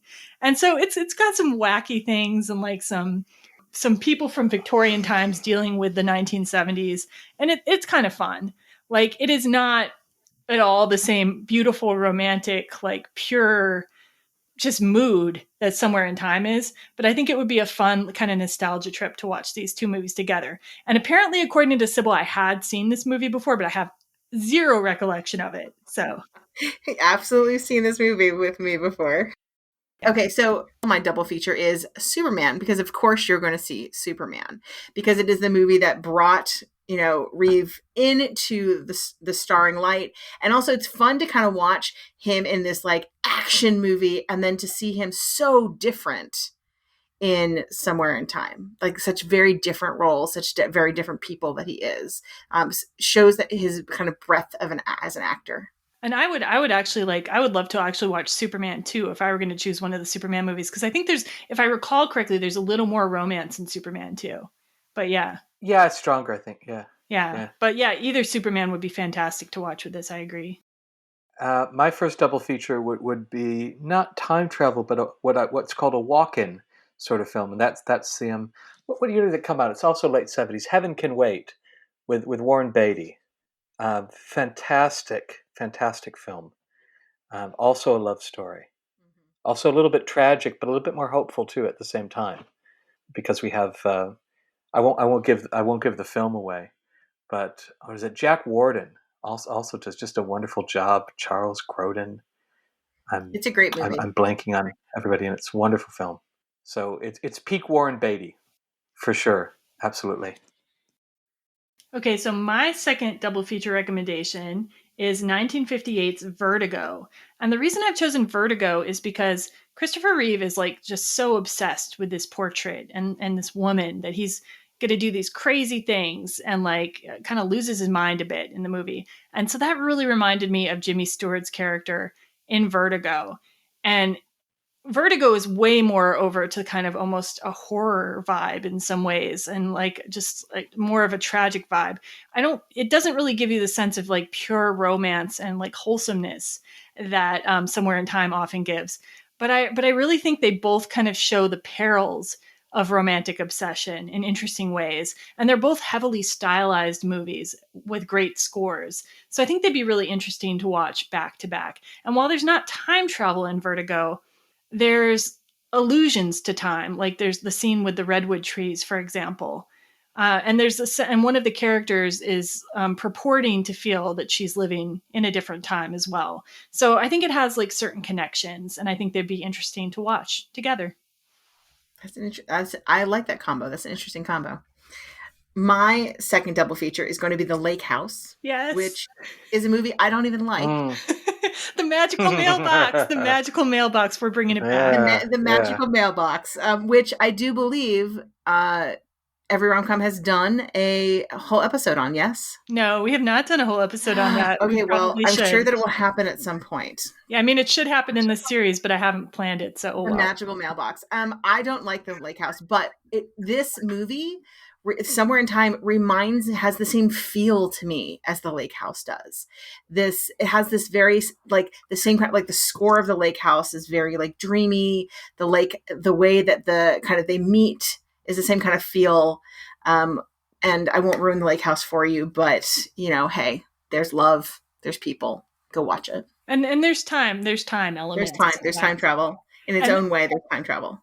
And the reason I called it the magical mailbox, if you listen to our proposal episode, that was one of my double features with the proposal. And I love the lake house. And Cybil was kind of like when I described it as being kind of like having a magical mailbox, Cybil started laughing at me because that's what she derisively called the movie. Yes. Anyway, sorry, it's an Every Rom Com in joke. Sorry. Your podcast has in jokes now? I guess. Wow. My goodness. It's been a while. Okay. All right. Oh, well, I'll give my second choice. And my second choice would be Midnight in Paris. Oh, yeah. Mm. Yeah. Time slip movie extraordinaire.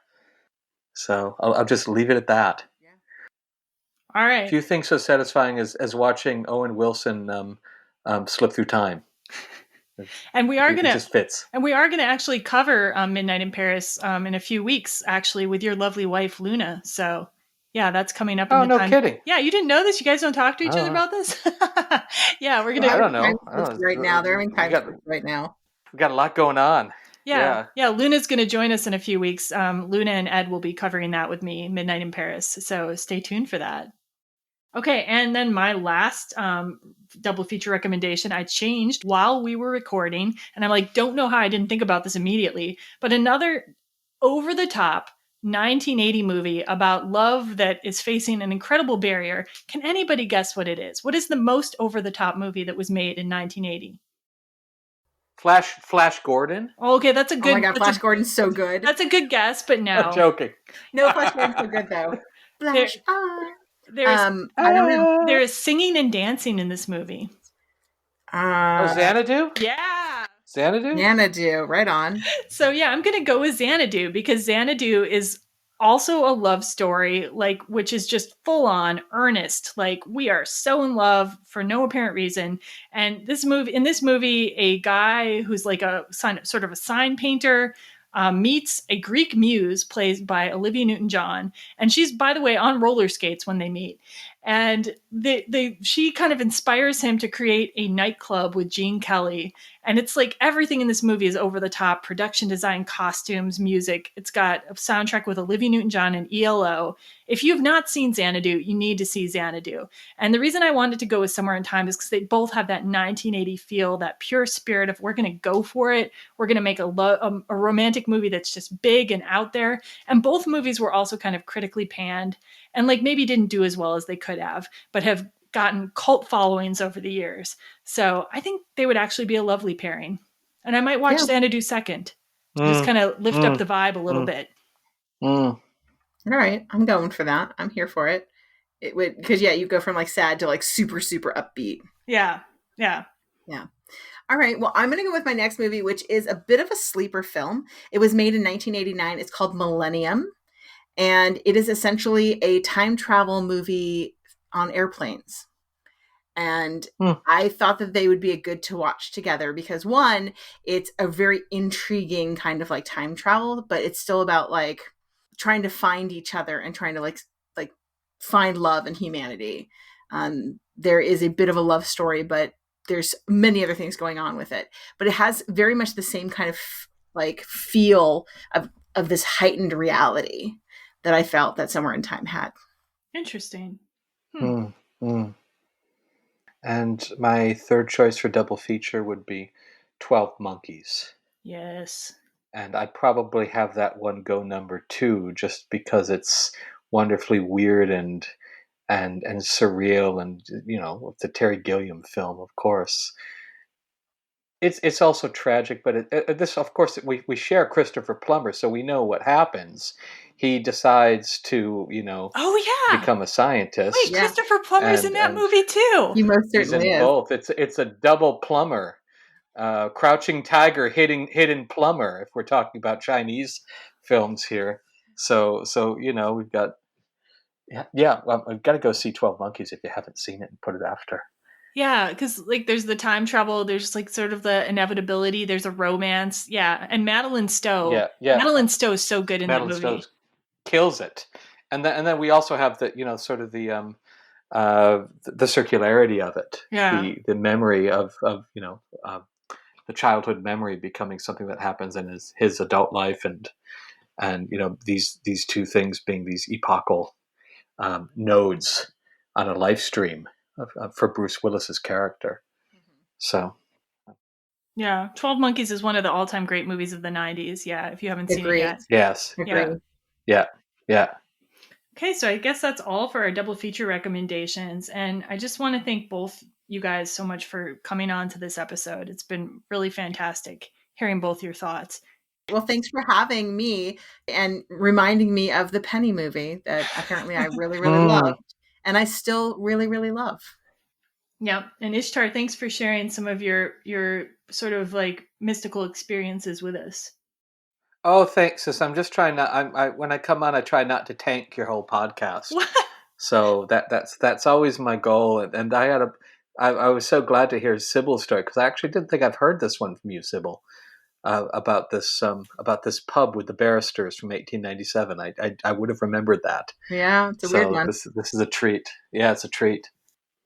So coming up in our time travel and time loop series, we'll be covering a number of movies, including 13 Going on 30, Groundhog Day, About Time, Midnight in Paris, and maybe more. I really feel like I should add The Lake House on now, but I've already am buried in work. But yeah, and please send us your thoughts on this episode, especially if you have thoughts on time travel or experiences of time slips, to feedback@everyromcom.com. And thank you for listening, everybody. Goodbye. See you next time. Bye-bye.